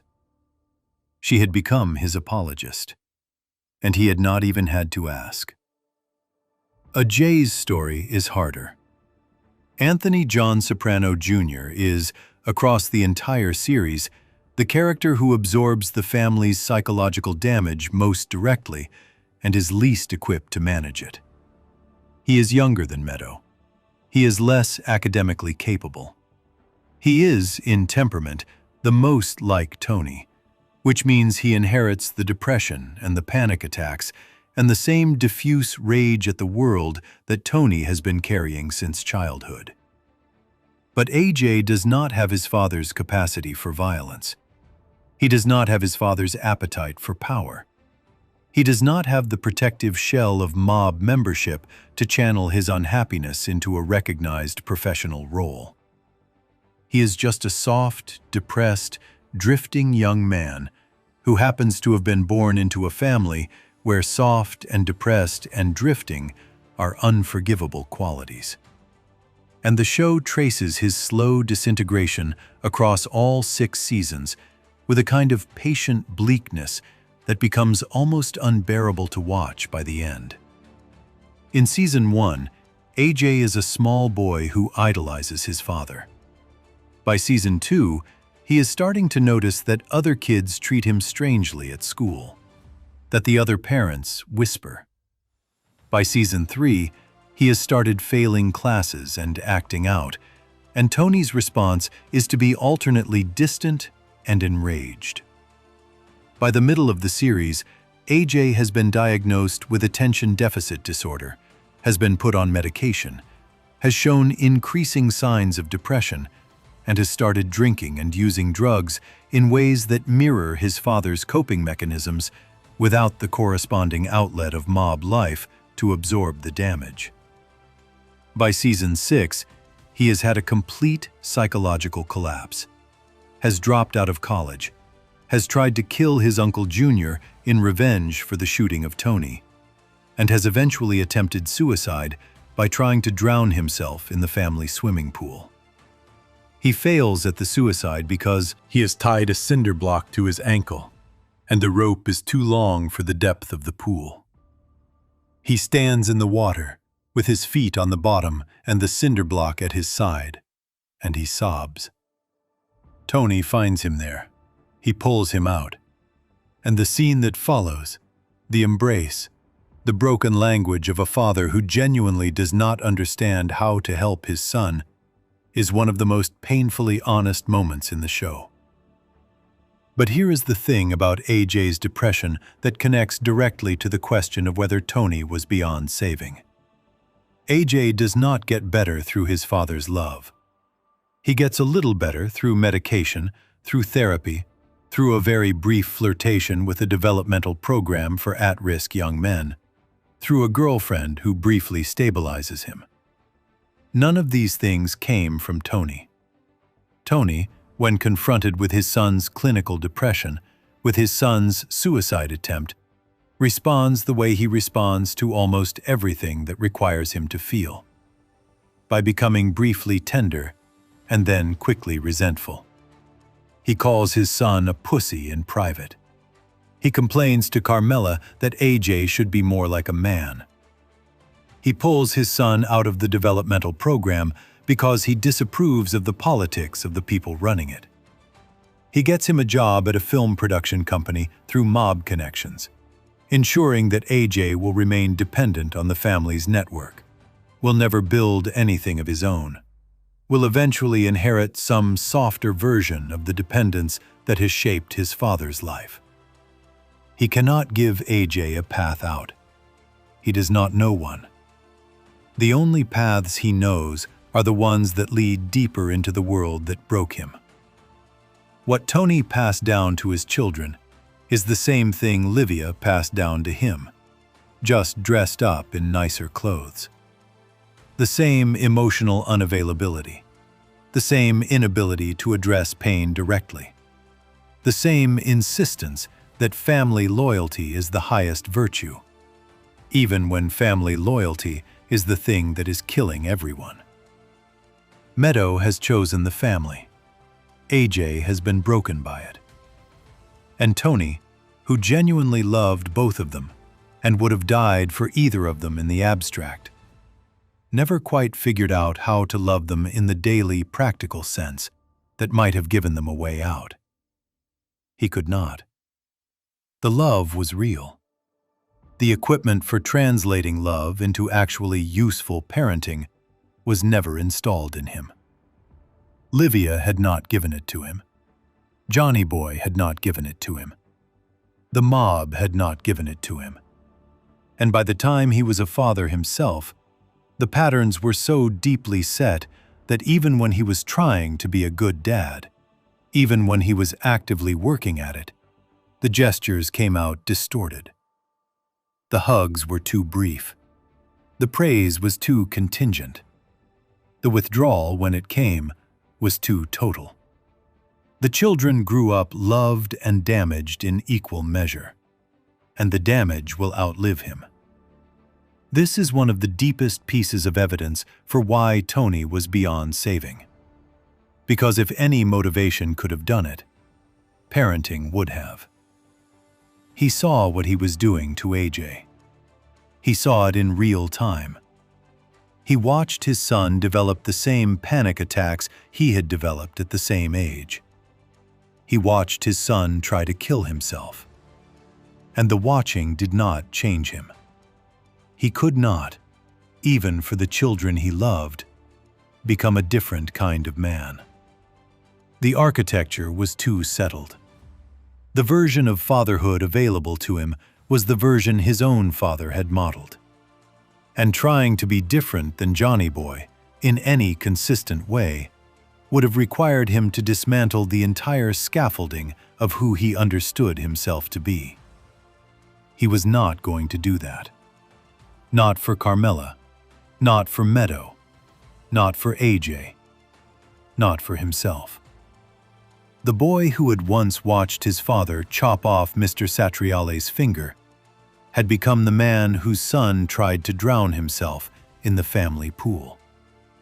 And the line between those two facts, drawn across 40 years of New Jersey, is the answer to the question of whether anything was going to save him. Nothing was. Before we move on, if you're enjoying this analysis, please consider subscribing. It helps the channel tremendously. The children inherited the damage, no matter how hard Tony tried to keep them from it. But there was one more relationship that was supposed to be the closest thing he had to a son. The protege he had hand-picked and promised to take care of. The story of Christopher is the next piece of why Tony was beyond saving. Section 7. Christopher, the protege he murdered. There is a scene in the second season, episode From Where to Eternity, that the show uses to set up the central promise of Tony Soprano's relationship with his nephew, Christopher Moltisanti. Christopher has just been shot, twice, in a botched hit that almost killed him. He is in a hospital bed, semi-conscious, recovering. And Tony, who genuinely loves this young man in some complicated nephew, uncle, son, protege blend that he does not fully understand himself, comes to visit him. Christopher tells Tony, in a voice still weak from the shooting, that he had a near-death experience, that he saw something, that he was in a place that he believes was hell, and that an Irish man and an Italian man were there. And the Italian man told him that one day he would be killed by his own kind, by people he trusted, by the family. Tony, sitting beside the hospital bed, listens to this with the careful patience he sometimes deployed with people he loved when they were saying something he did not want to hear. He does not believe Christopher. He thinks the vision was a side effect of the morphine and the trauma. He pats his nephew's hand. He tells him to rest. And then he leaves the hospital room, and the show continues. And the audience is invited to file the prediction away as one of those Sopranos moments that may or may not pay off, depending on how the rest of the story unfolds. 8 seasons of fictional time later, in the 6th season episode, Kennedy and Heidi, the prediction pays off in the most literal possible way. Christopher Moltisanti, drunk and high on heroin, crashes his car on a dark New Jersey road with Tony in the passenger seat. The car flips. Both men survive the crash, but Christopher is badly injured. He cannot move. He is bleeding internally. He is, in the language of the script, going to need urgent medical attention, or he is going to die. Tony, in the passenger seat, is bruised but functional. He gets out of the car.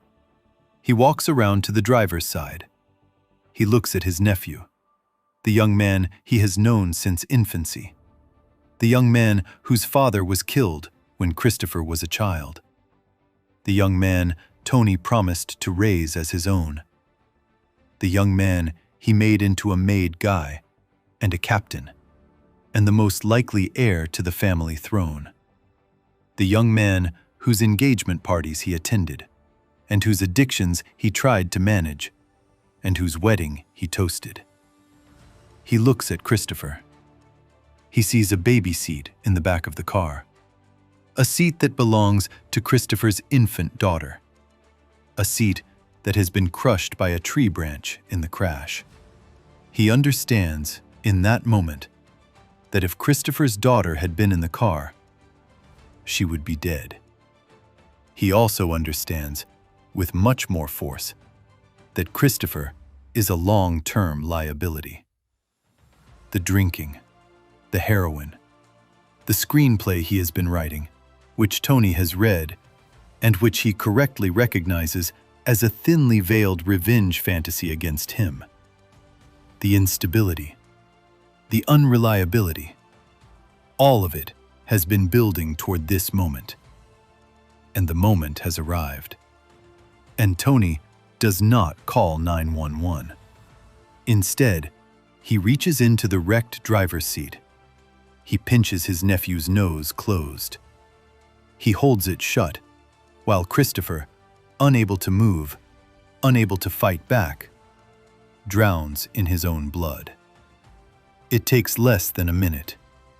And when it is over, Tony walks to the side of the road and dials 911 and tells the dispatcher that there has been an accident.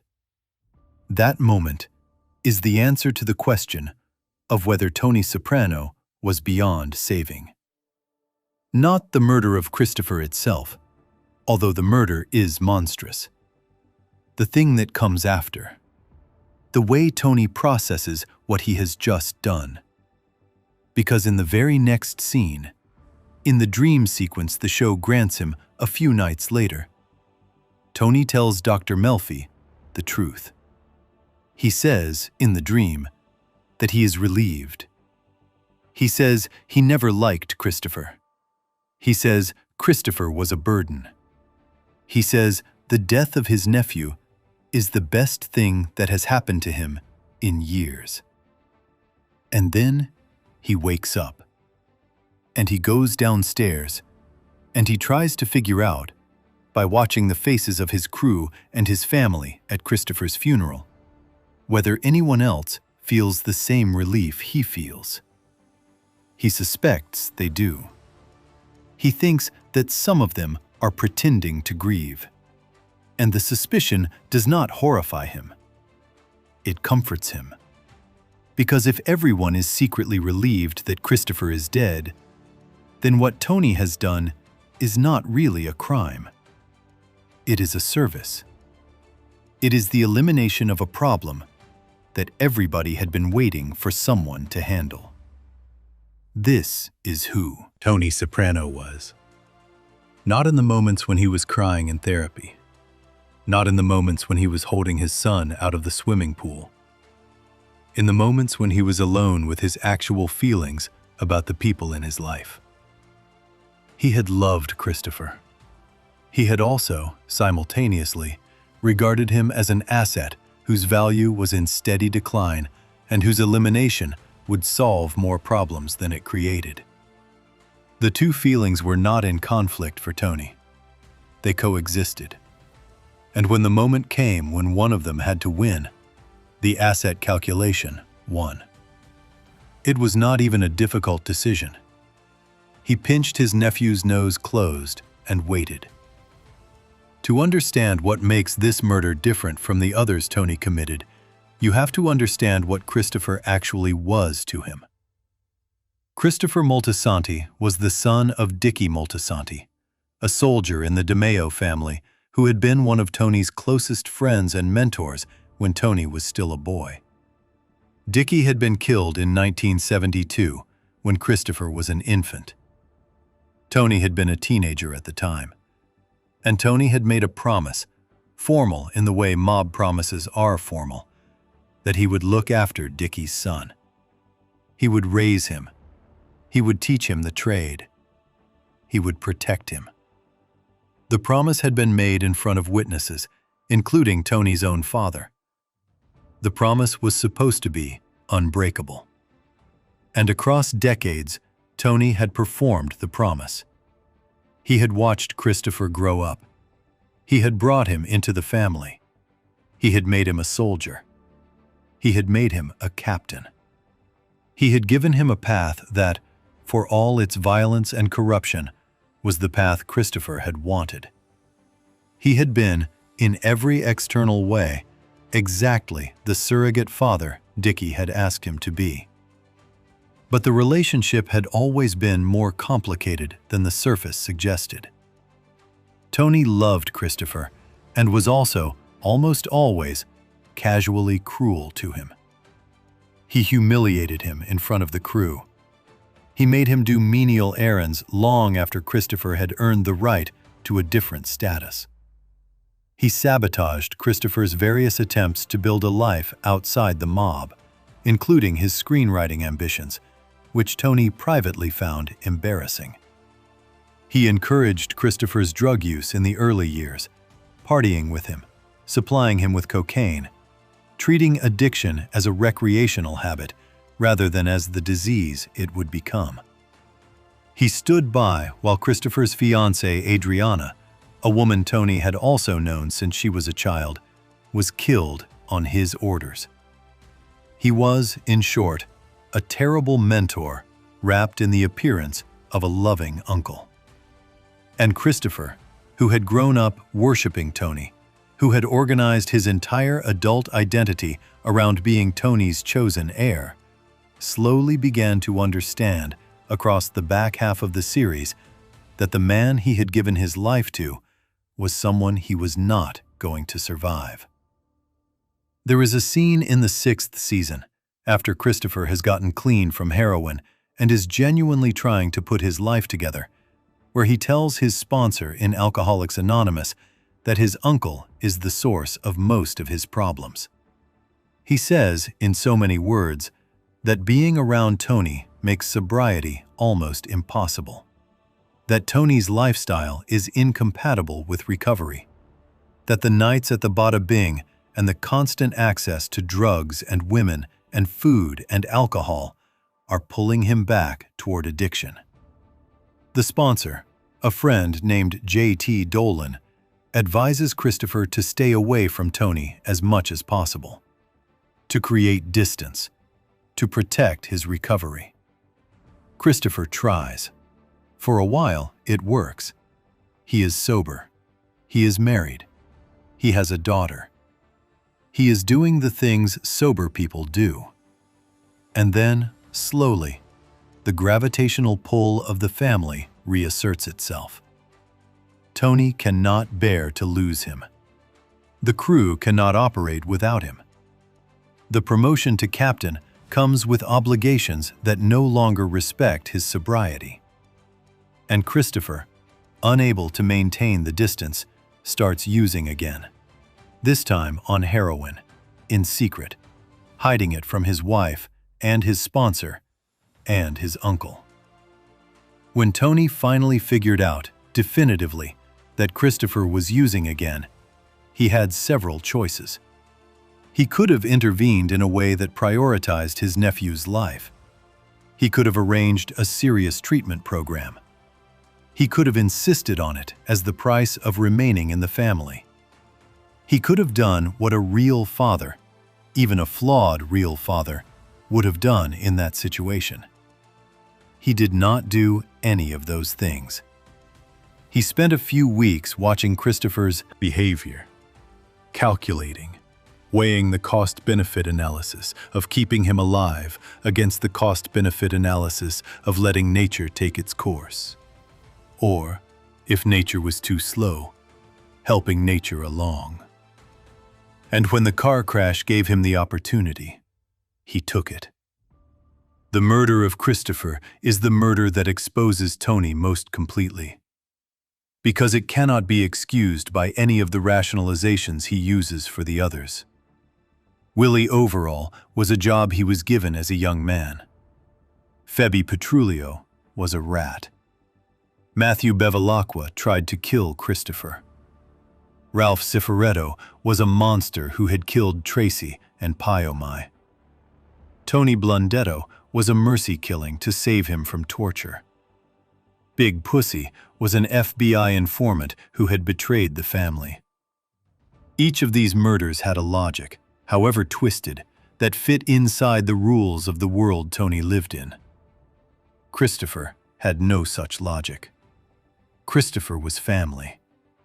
Christopher was the son of Tony's promise to a dead friend.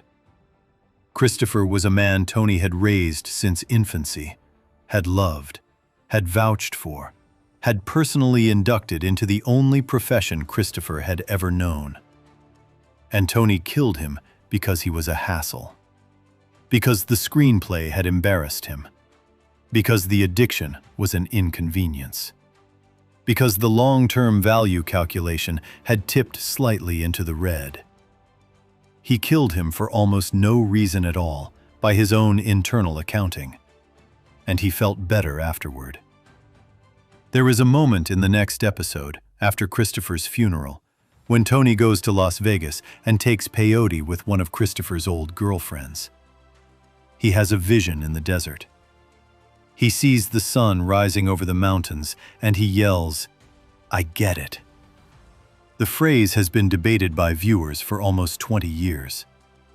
What did he get? What was the revelation? The most honest reading of the moment is that he understood, briefly, that the universe is much larger than him, and that everything he has been doing is small and meaningless.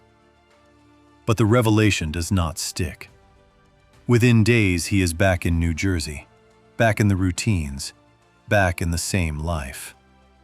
Whatever he glimpsed in the desert was unable to compete with the architecture of who he had become. He had killed his protégé, his almost son, the young man he had promised a dead friend he would protect. And he had gotten away with it. And the universe had not stopped him. And he was going to keep going. The peyote had given him an insight.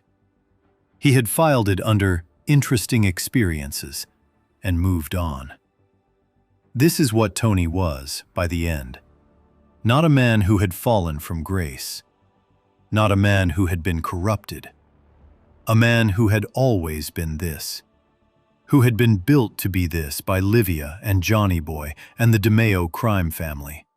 And who had spent his entire adult life finding new and more sophisticated ways to perform the role he had been assigned. The murder of Christopher was not a deviation from his character. It was the clearest expression of his character. And anyone who had been holding out hope by the time it happened that the man on Melfi's couch would somehow find a way to become someone better, had to surrender that hope when they watched him pinch his nephew's nose closed and wait for him to die. Before we move on, if you're enjoying this analysis, please consider subscribing. It helps the channel tremendously. The murder of Christopher closed the door on redemption through love or family. But the show gave him one more chance, and it came in the form of a gunshot and a coma that pulled him to the edge of death. Section 8. The Coma. The man he might have been and the man he chose to be. There is a scene at the end of the 6th season episode, Members Only, that the show uses to set up the only genuinely transformative event Tony Soprano ever experienced in the entire run of the series. He is at his Uncle Junior's house, doing the small, obligatory family duty of checking in on the old man, who has been sliding into dementia for over a year now. The visit is unremarkable. Junior is more confused than usual. He keeps asking about people who are not there. He thinks Tony is someone else from his past, a man named Pussy Malanga, who had been a rival of Junior's decades ago. Tony, who has spent his life navigating Junior's moods, tries to be patient. He cooks dinner. He sets the table. He waits for the moment of clarity that he has watched Junior have 100 times before. The moment when the dementia briefly lifts and the old man becomes recognizable again. The moment does not come. Instead, Junior, who has been hiding a gun, walks out of his bedroom, points it at Tony, and shoots him in the abdomen. Tony falls. He realizes what has happened. He drags himself across the floor of the kitchen, bleeding heavily, trying to reach a phone. He manages to dial 911, and then he passes out. And the screen goes dark. That gunshot, fired by a confused old man who was not even sure who he was shooting, is the closest the universe ever came to giving Tony Soprano a second chance. Because what happened next, across the next few episodes of television, was not a normal recovery from a gunshot wound. It was something the show framed deliberately as a journey. A coma that lasted long enough for Tony's mind to detach from his body and travel to a place that was either a complex dream or, as David Chase has said in interviews, something more than a dream. Whatever the place was, it offered Tony a glimpse of the man he might have been if Livia and Johnny Boy and the DeMeo family had not assembled him into the man he became. And it offered him a choice, although the show never frames the choice in those words. The choice was whether to come back. And underneath that choice was a deeper one, the one the rest of the season would slowly answer. The choice was whether, if he did come back, he was going to come back as the same man. The coma sequence runs across 2 long episodes, Join the Club and Mayhem, both of which David Chase wrote himself. They are unlike anything else in the series. Tony is in a hospital in New Jersey, kept alive by tubes and machines, while his family keeps vigil beside his bed. But in his mind, he is somewhere else entirely. He is in a hotel in Costa Mesa, California. He is a businessman. He is a precision optics salesman. He has no New Jersey accent, no aggressive body language, no aura of suppressed violence. He is wearing a suit that fits properly. He carries a briefcase. He talks softly. He is polite to bartenders and hotel staff. He is, in every visible way, the opposite of Tony Soprano. The version of him in this hotel is the version he has occasionally joked about to Carmela. The version who, if his life had gone differently, might have ended up selling patio furniture in San Diego. Except patio furniture has been replaced by precision optics. The phrase precision optics is doing real work in this scene. Optics. Sight. The ability to see clearly. The Tony in the hotel can see things the Tony in the hospital cannot. Almost immediately, this alternate Tony loses his identification. He has accidentally swapped briefcases with a man named Kevin Finnerty, whom he never meets, who is from Kingman, Arizona, who looks similar to him, and who, importantly, has the same initials. The name Kevin Finnerty is pronounced in a way that sounds, when you listen carefully, like the word infinity. The show is not subtle about this. It even has a character at the bar make the joke out loud, asking whether Finnerty drives a Lexus or an Infinity. The point is being made directly. The man whose identity Tony has accidentally taken on is associated with the infinite, with the eternal, with whatever comes after death. And as Tony tries to figure out who he is, whether he is Anthony Soprano or whether he might actually be Kevin Finnerty, the dream keeps offering him the suggestion that the answer might be that he is, finally, neither. That the life he is fighting to return to is not the life he has to choose.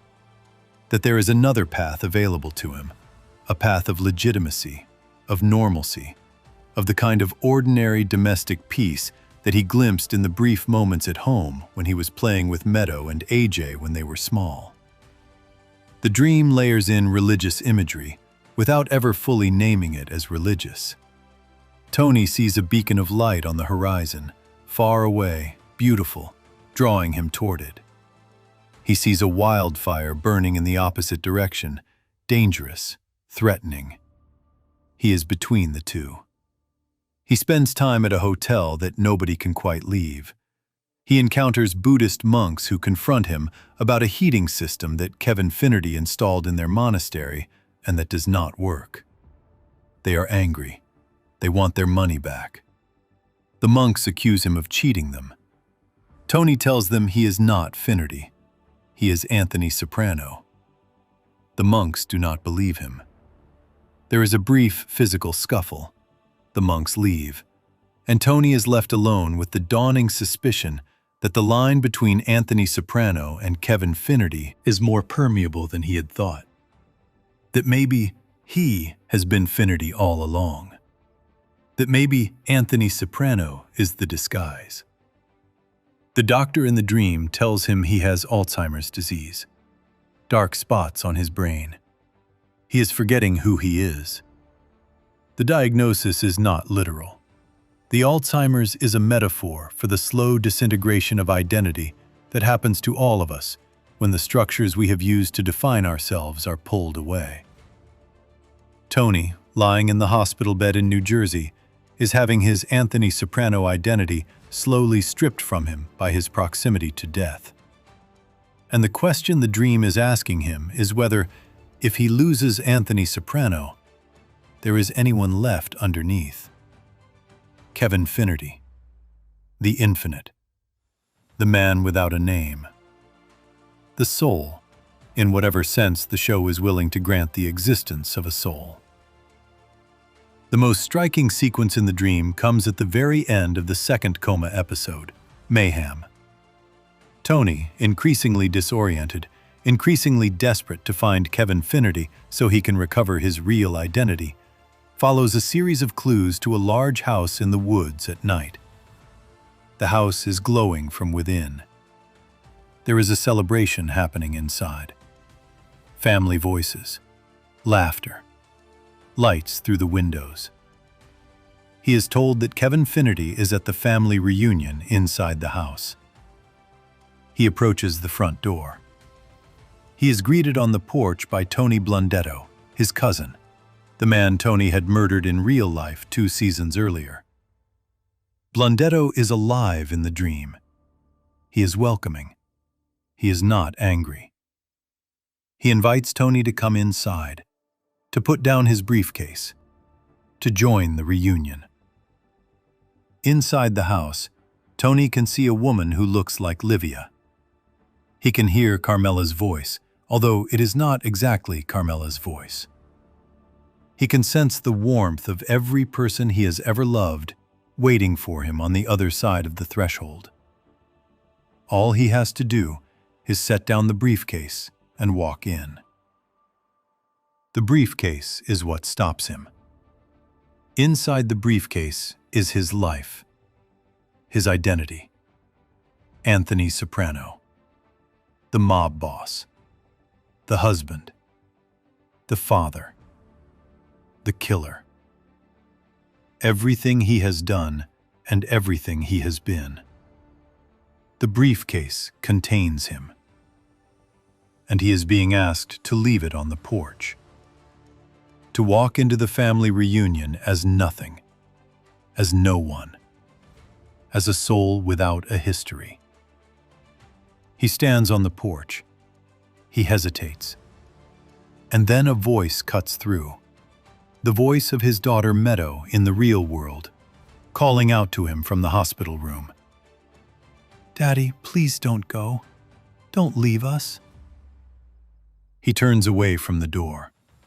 He walks back toward the voice. And he wakes up. That is the moment that defines everything that comes after. Because what Tony saw at the door of that house was the alternative. The peace that was available to him if he could give up the version of himself he had built. The reunion of every soul who had ever loved him, including the souls he had hurt and the souls he had killed. The infinite. And he chose, in the moment, not to enter. He chose instead to come back to his real life, to wake up in the hospital bed, to recover, and to resume being Anthony Soprano. In the immediate aftermath of the coma, The show seemed to suggest that something might have shifted. Tony came out of the hospital changed. He spoke softly. He looked at the world with a kind of wonder. He noticed sunlight. He noticed the people around him. He told Carmela that every day was a gift. He went back to therapy and told Dr. Melfi about the experience, although in his telling, he flattened it considerably, calling it a series of strange dreams rather than the spiritual encounter it had been. He tried, briefly, to be a more present husband, a more attentive father. He tried, briefly, to bring this softness into his work. He gave a small, thoughtful speech to his crew about gratitude. He embraced Paulie. He listened more than he talked. For about 3 episodes of television, the show held open the possibility that the coma had genuinely changed him. And then it began to fade. The way these things fade. Not in a single dramatic reversal, but in small daily concessions to old patterns. The crew needed a decision made, and the decision required violence. And Tony made it. The bills had to be paid, and the bills required income, and the income required extortion. A man named Eugene Pontecorvo, the man whose members-only jacket had appeared earlier in the season as an omen, asked Tony if he could retire from the family and move to Florida with the inheritance his wife had recently received. Tony refused. He told Eugene he could not leave. The family was for life. Eugene went home and hanged himself. And Tony's quiet response to that suicide, his lack of any visible reaction beyond minor inconvenience, was the first major signal that the post-coma transformation was already evaporating. By the second half of the season, the change was effectively gone. By the time Tony killed Christopher, the version of him that had stood on the porch of the family reunion house seemed like it had belonged to a different person entirely. There is a specific way to read what happened to Tony's coma revelation, and it is a reading that David Chase has supported in his various interviews about the show. The coma was a real spiritual event. The choice on the porch was a real choice. And the failure to integrate the experience back into his waking life was a kind of moral verdict on Tony, delivered by the universe and accepted by him without protest. He had been given the chance to know what was on the other side of his identity. He had glimpsed the peace that was available to him if he could let go of being Anthony Soprano. And when he came back, he chose, day after day, not to remember it. The forgetting was not accidental. The forgetting was the work of a man who had been offered freedom and had decided, for reasons he probably could not have articulated, that the cost of accepting freedom was too high. Anthony Soprano was the man Anthony Soprano knew how to be. Whoever he might have become if he had walked into the house was a stranger he was not willing to meet. This is one of the deepest pieces of evidence for the central question of this video, because the coma proved that change was, in some technical sense, possible. The capacity for revelation existed in him. The vision was real. He could see, in that one brief window, the man he might have been if all the structures of his life had been different. And he chose his life over the man. He chose Anthony Soprano over Kevin Finnerty. He chose the briefcase over the family reunion. He chose, in short, the cage over the door. And he kept choosing it every day after, until eventually the choosing stopped being a choice and went back to being the only way he knew how to live. Before we move on, if you're enjoying this analysis, please consider subscribing. It helps the channel tremendously. The coma offered him a chance, and he set it down. Within a season, he was killing his nephew. But there was a question the show kept asking, in episode after episode of the final 2 seasons, that has to be addressed before the ending can be understood. Whether Tony, on some level he could not admit to himself, knew what was coming. Section 9. The body keeps the score. What Tony's symptoms were trying to tell him.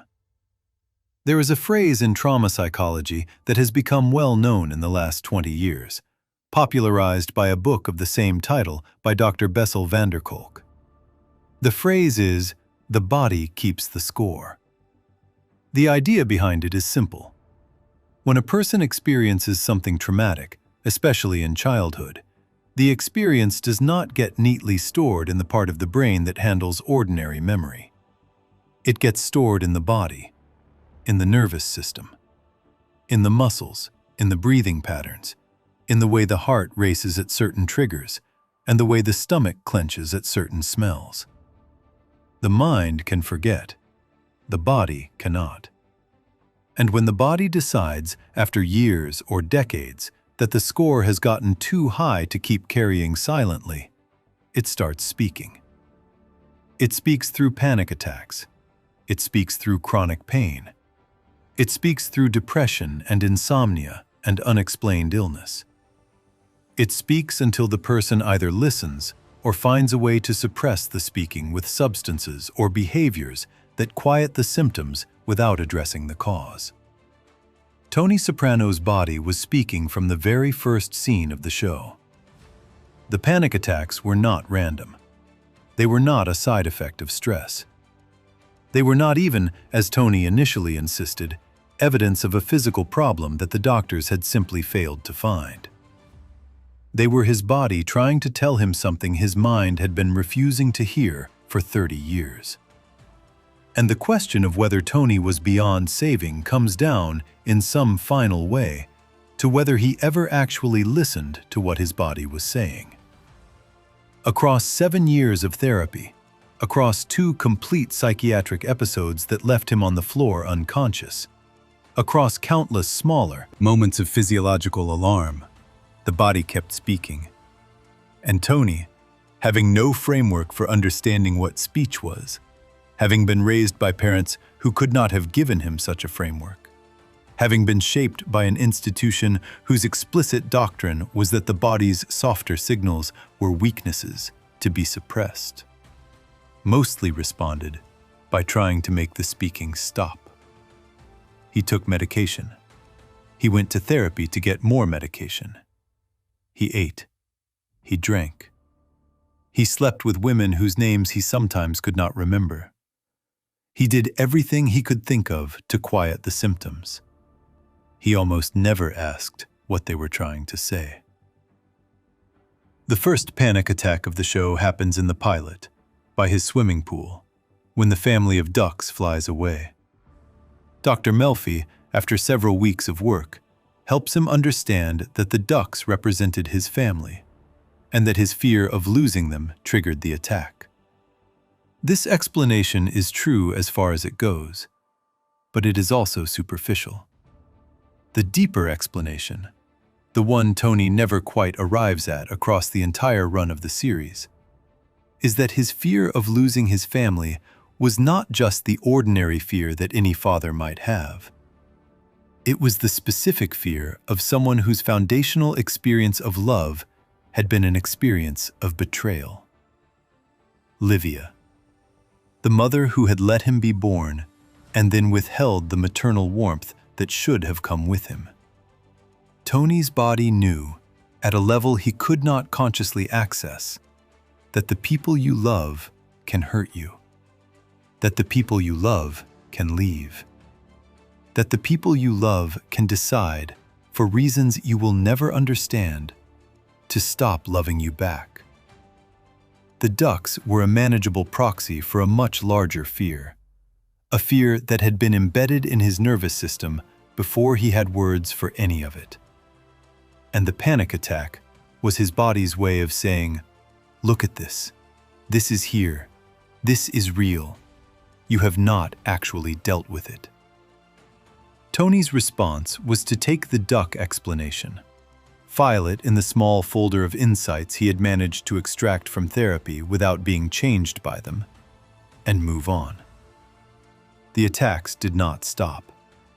They came back in different forms throughout the series. There is a flashback in the third season episode Fortunate Son that the show uses to plant the actual origin of Tony's panic disorder. He is a small boy, perhaps 8 years old. He has just witnessed the scene at Satriale's, the cleaver, the finger, the meat. He has come home with his father. His mother is in the kitchen, cooking the meat that came from Satriale's freezer for free. She is happy. She is humming. She is enjoying the unexpected windfall of free food. Young Tony watches her.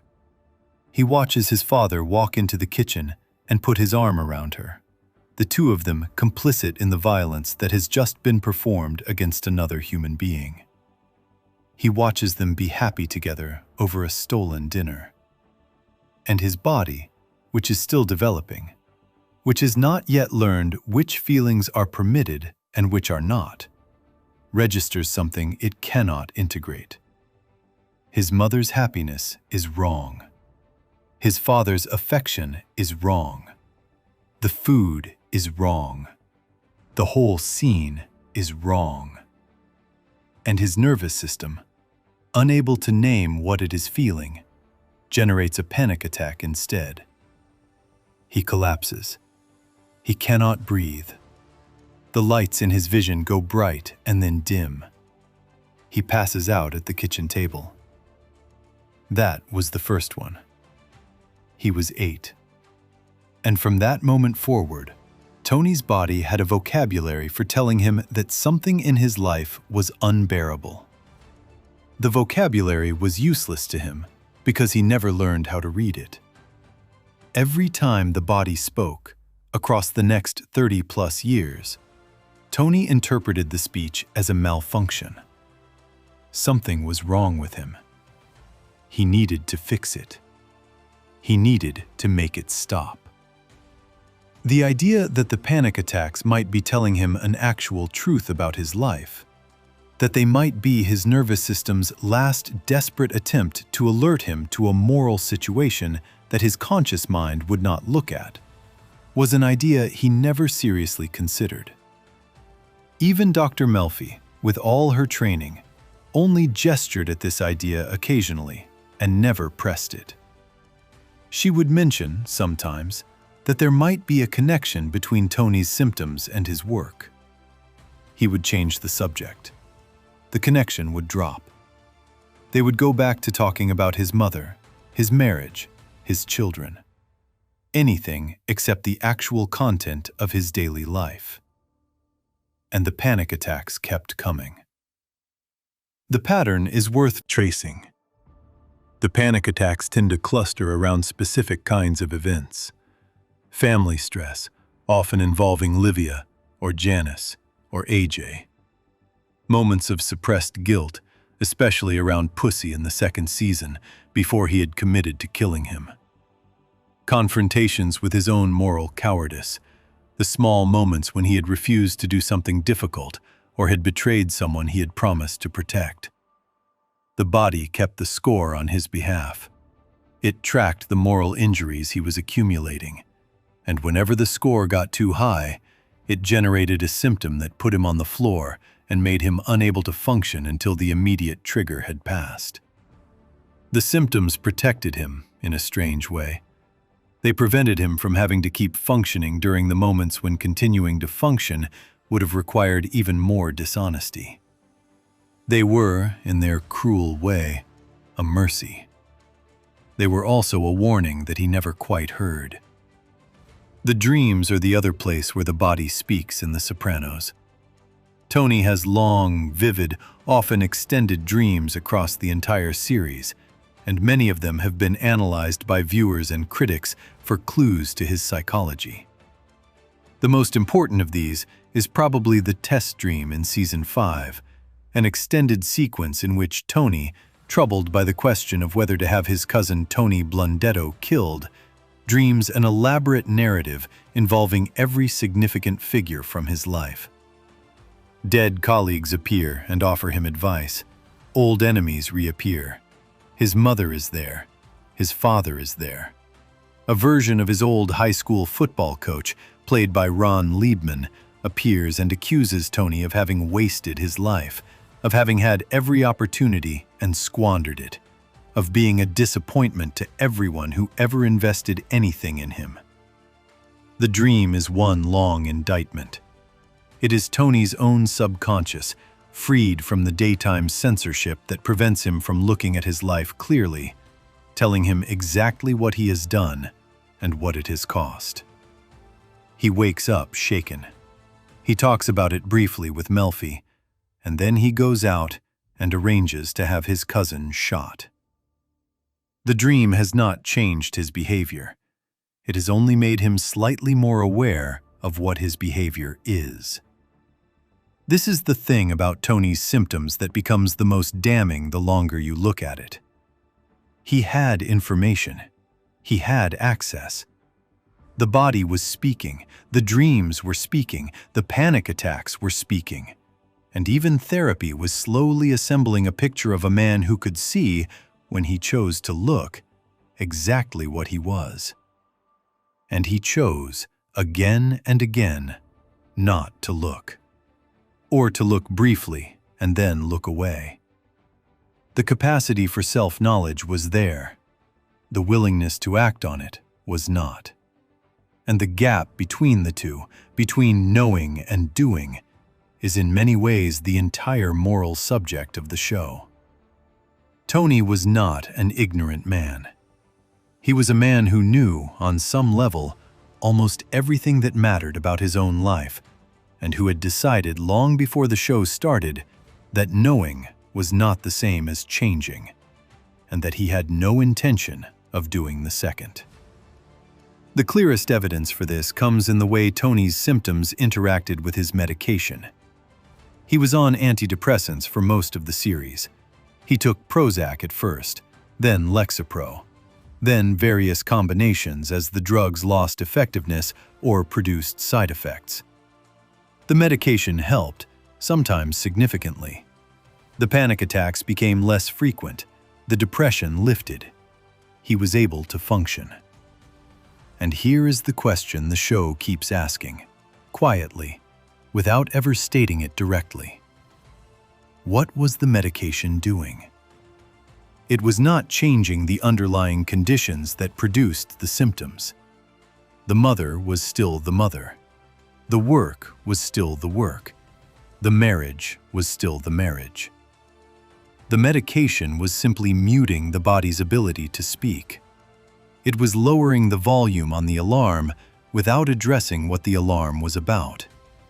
And Tony, who had spent his entire life finding ways to lower the volume on alarms, was a perfect candidate for pharmaceutical management. He did not want to change. He wanted to stop hurting while continuing to be exactly the same person. The medication offered him that. Therapy offered him that in its compromised form. Strip clubs, food, alcohol, all of it offered him that. He took everything that helped him not feel and rejected almost everything that would have required him to feel more. There is one specific moment in the series that captures this dynamic better than any other. After the coma, when Tony was briefly trying to live differently, he stopped taking some of his medications. The panic attacks started coming back. The depression returned. He found himself unable to maintain the soft, grateful version of himself that the coma had briefly produced. And rather than sit with the discomfort, rather than wonder what his body was telling him about the gap between the man he had glimpsed at the porch of the family reunion and the man he was being forced to be in his daily life, he went back on the medications. He resumed the pharmaceutical fog. The transformation ended. The old patterns returned, and he was, within weeks, the same Tony he had always been. That is what the body kept the score for. And that is why, in the final accounting, the body's score did not save him. It told him the truth. It told him every day, every panic attack, every dream, every sleepless night, that his life was not the life of a man at peace with himself. And he listened just enough to manage the symptoms, and not enough to do anything about the cause. He took the score and put it in a drawer. He took the drugs and went to the strip club. He took the dreams and went back to sleep. The body kept speaking. The man kept refusing to listen. And the gap between the speaking and the listening, sustained across an entire lifetime, is the gap inside which Tony Soprano lived, and inside which he eventually, in the way that all unresolved gaps eventually do, ran out of room. Before we move on, if you're enjoying this analysis, please consider subscribing. It helps the channel tremendously. The body kept telling him the truth, and he kept refusing to act on it. By the time the final episode arrived, the question was no longer whether Tony Soprano was going to be saved. It was only whether he was going to be alive at the end of dinner. Section 10. The Black Screen. What Holston's was always going to be. There is a scene in the third season episode Proshai Levushka that almost nobody remembers as the key to the final scene of the entire series, but that David Chase has identified in interviews given after the show ended as the place where the answer to the question of what happened to Tony at Holston's was first planted. AJ is doing his homework at the kitchen table. He is reading a poem by Robert Frost, Stopping by Woods on a Snowy Evening. He is talking about it with Meadow. He is trying to figure out what it means. They are debating the symbolism of the woods and the snow, and the speaker who has stopped on the road. And Meadow, at one point, mentions that some readings suggest the snow represents death. AJ corrects her. He thought black meant death. Meadow says, no, I think it's white. They argue about it briefly, the casual sibling argument of two teenagers half paying attention to a school assignment. The scene moves on. The episode moves on. The show moves on. And the question of what black meant, planted in the third season of a show that would run for 6, sat there waiting. 6 seasons later, on the night the series ended, the screen went black for 10 silent seconds, and the show ended without resolving what black meant or whether Tony Soprano was alive or dead at the moment the lights went out. David Chase, in a 2024 interview included in the documentary Wise Guy, finally addressed the question more directly than he ever had before. He said that the line about black meaning death was in his head when he made the decision to cut to black. He said the universe goes on and on, that the movie keeps going, that Tony might not, but the rest of it does. And then, in what became one of the most quoted moments of the documentary, he started to tell the interviewer the truth about the ending, and his voice was cut off as the screen, in the documentary itself, faded to black. The joke was deliberate. Chase was admitting and not admitting at the same time. He was confirming what most viewers had long suspected, which is that Tony Soprano was killed in that booth at Holston's, and at the same time refusing to confirm it in a way that would close the conversation forever. The ambiguity, he has always insisted, is the point. But for the purpose of this video, the question of whether Tony literally survived the moment of the cut to black is not the most important question. The most important question is what Holston's was always going to be, regardless of whether the bell above the door was ringing in a customer or a hitman. Because by the time Tony arrived at that booth, his story was over in every sense that mattered. The coma had failed to change him. The therapy had been ended. Christopher was dead. Bobby was dead. Silvio was in a coma. Phil Leotardo had been killed in the most graphic possible way at a gas station. His head crushed under the wheel of his own SUV in front of his wife and grandchildren.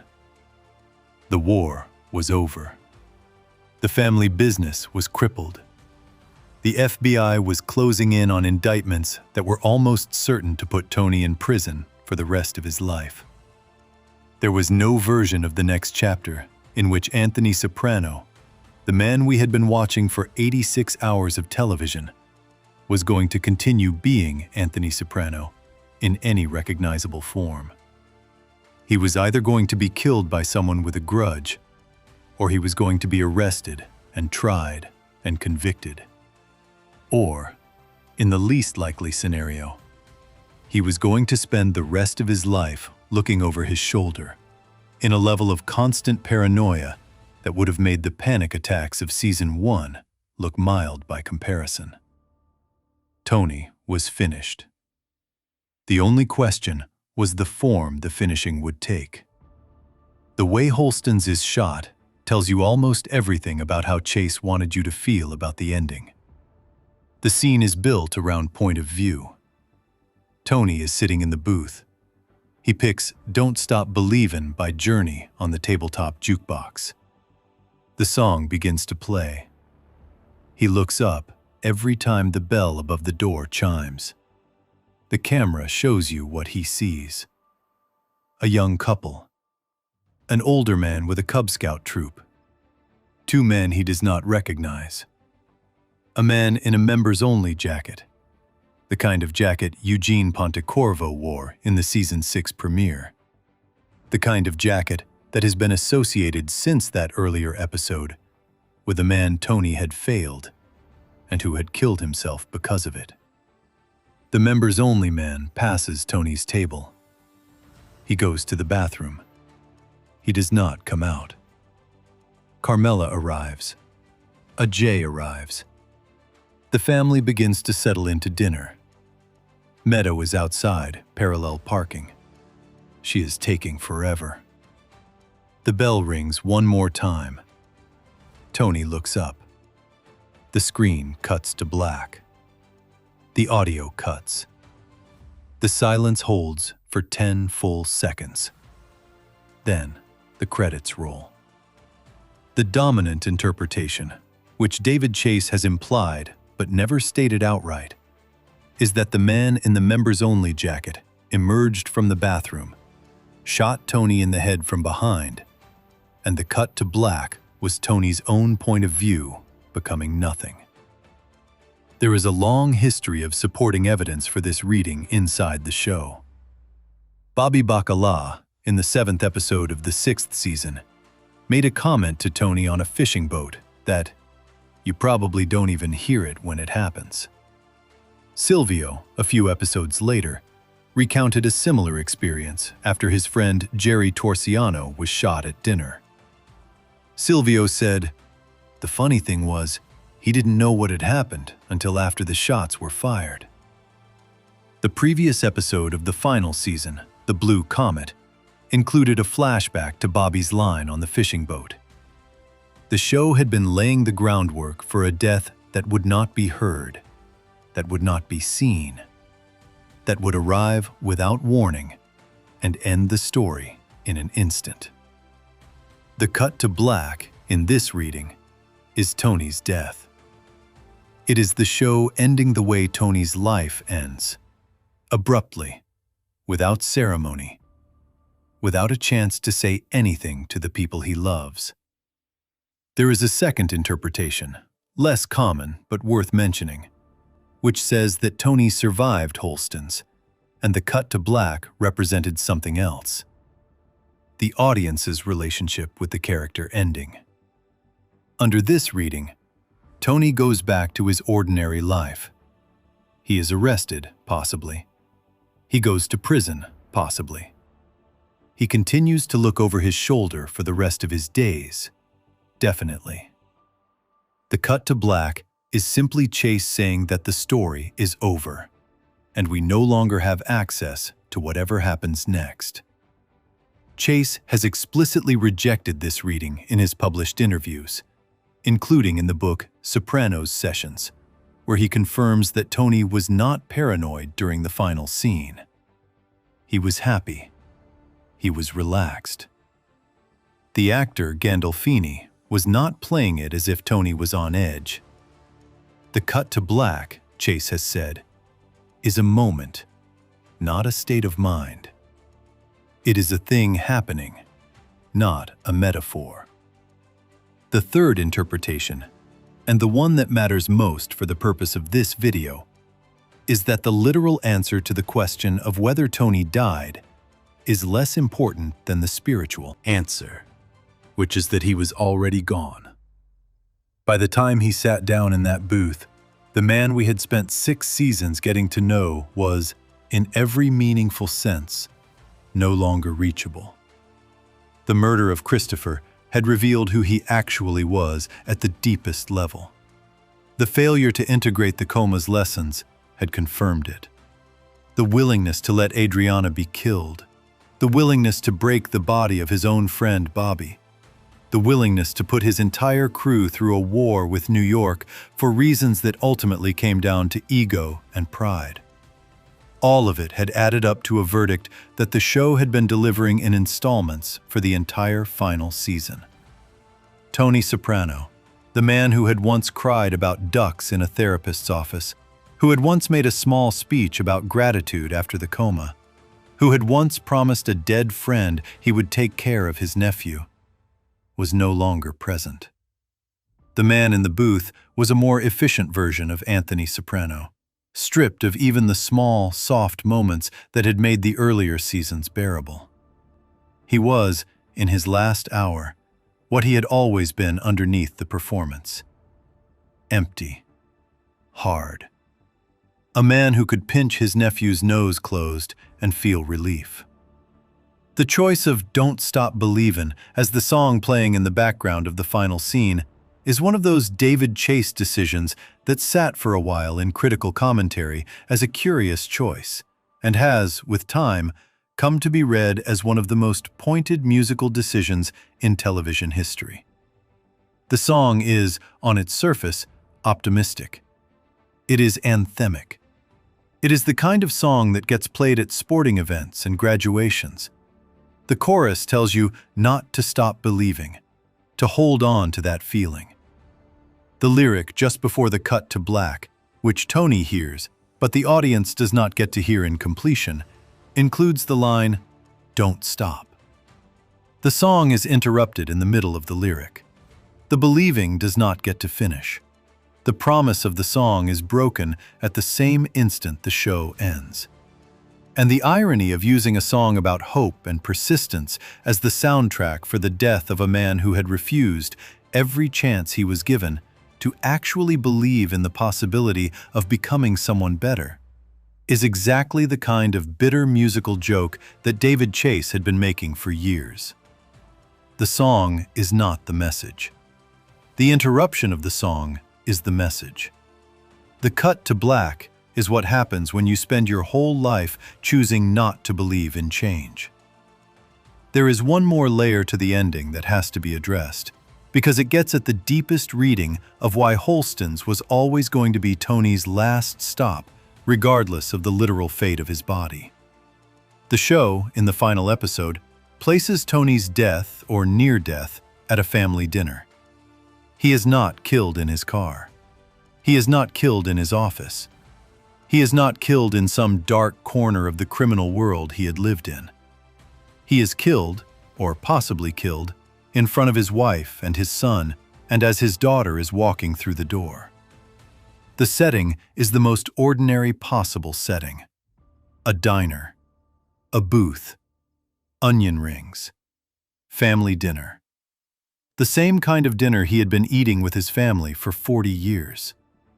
And the show is saying, in the most direct way it can, that the cost of Tony's life was always going to be paid by his family. They were always going to have to watch. They were always going to be in the room. The moment of his ending was always going to happen with them as witnesses, because they had been forced to be witnesses to everything else: the lies, the absences, the violence that came home in residue, if not in form. They were going to have to live with whatever happened next.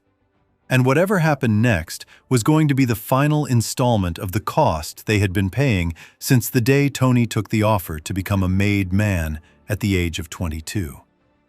This is what Chase was saying in those 10 silent seconds. He was saying that Tony was finished. He was saying that the man we had been watching had run out of road. He was saying that the question of whether Anthony Soprano was a good man or a bad man, a sympathetic figure or a villain, a tragic protagonist or a monster, had been answered as fully as it was going to be, and the answer was complicated and final. He had been all of those things. He had also been something simpler underneath all of the complication. He had been a man who was given chances and refused them. A man who knew what he was and did not become anything else. A man who had been broken by the people who raised him, and who had used the breaking as an excuse to never repair himself. The cost of that refusal was paid in installments by everyone around him. And the final installment was paid in a booth at Holston's, in front of his family, in the silence of a screen that did not have anywhere else to go. The question this video has been asking, why Tony Soprano was beyond saving, has its answer in the sum of everything that came before that booth. He was beyond saving because the foundations had been poured wrong.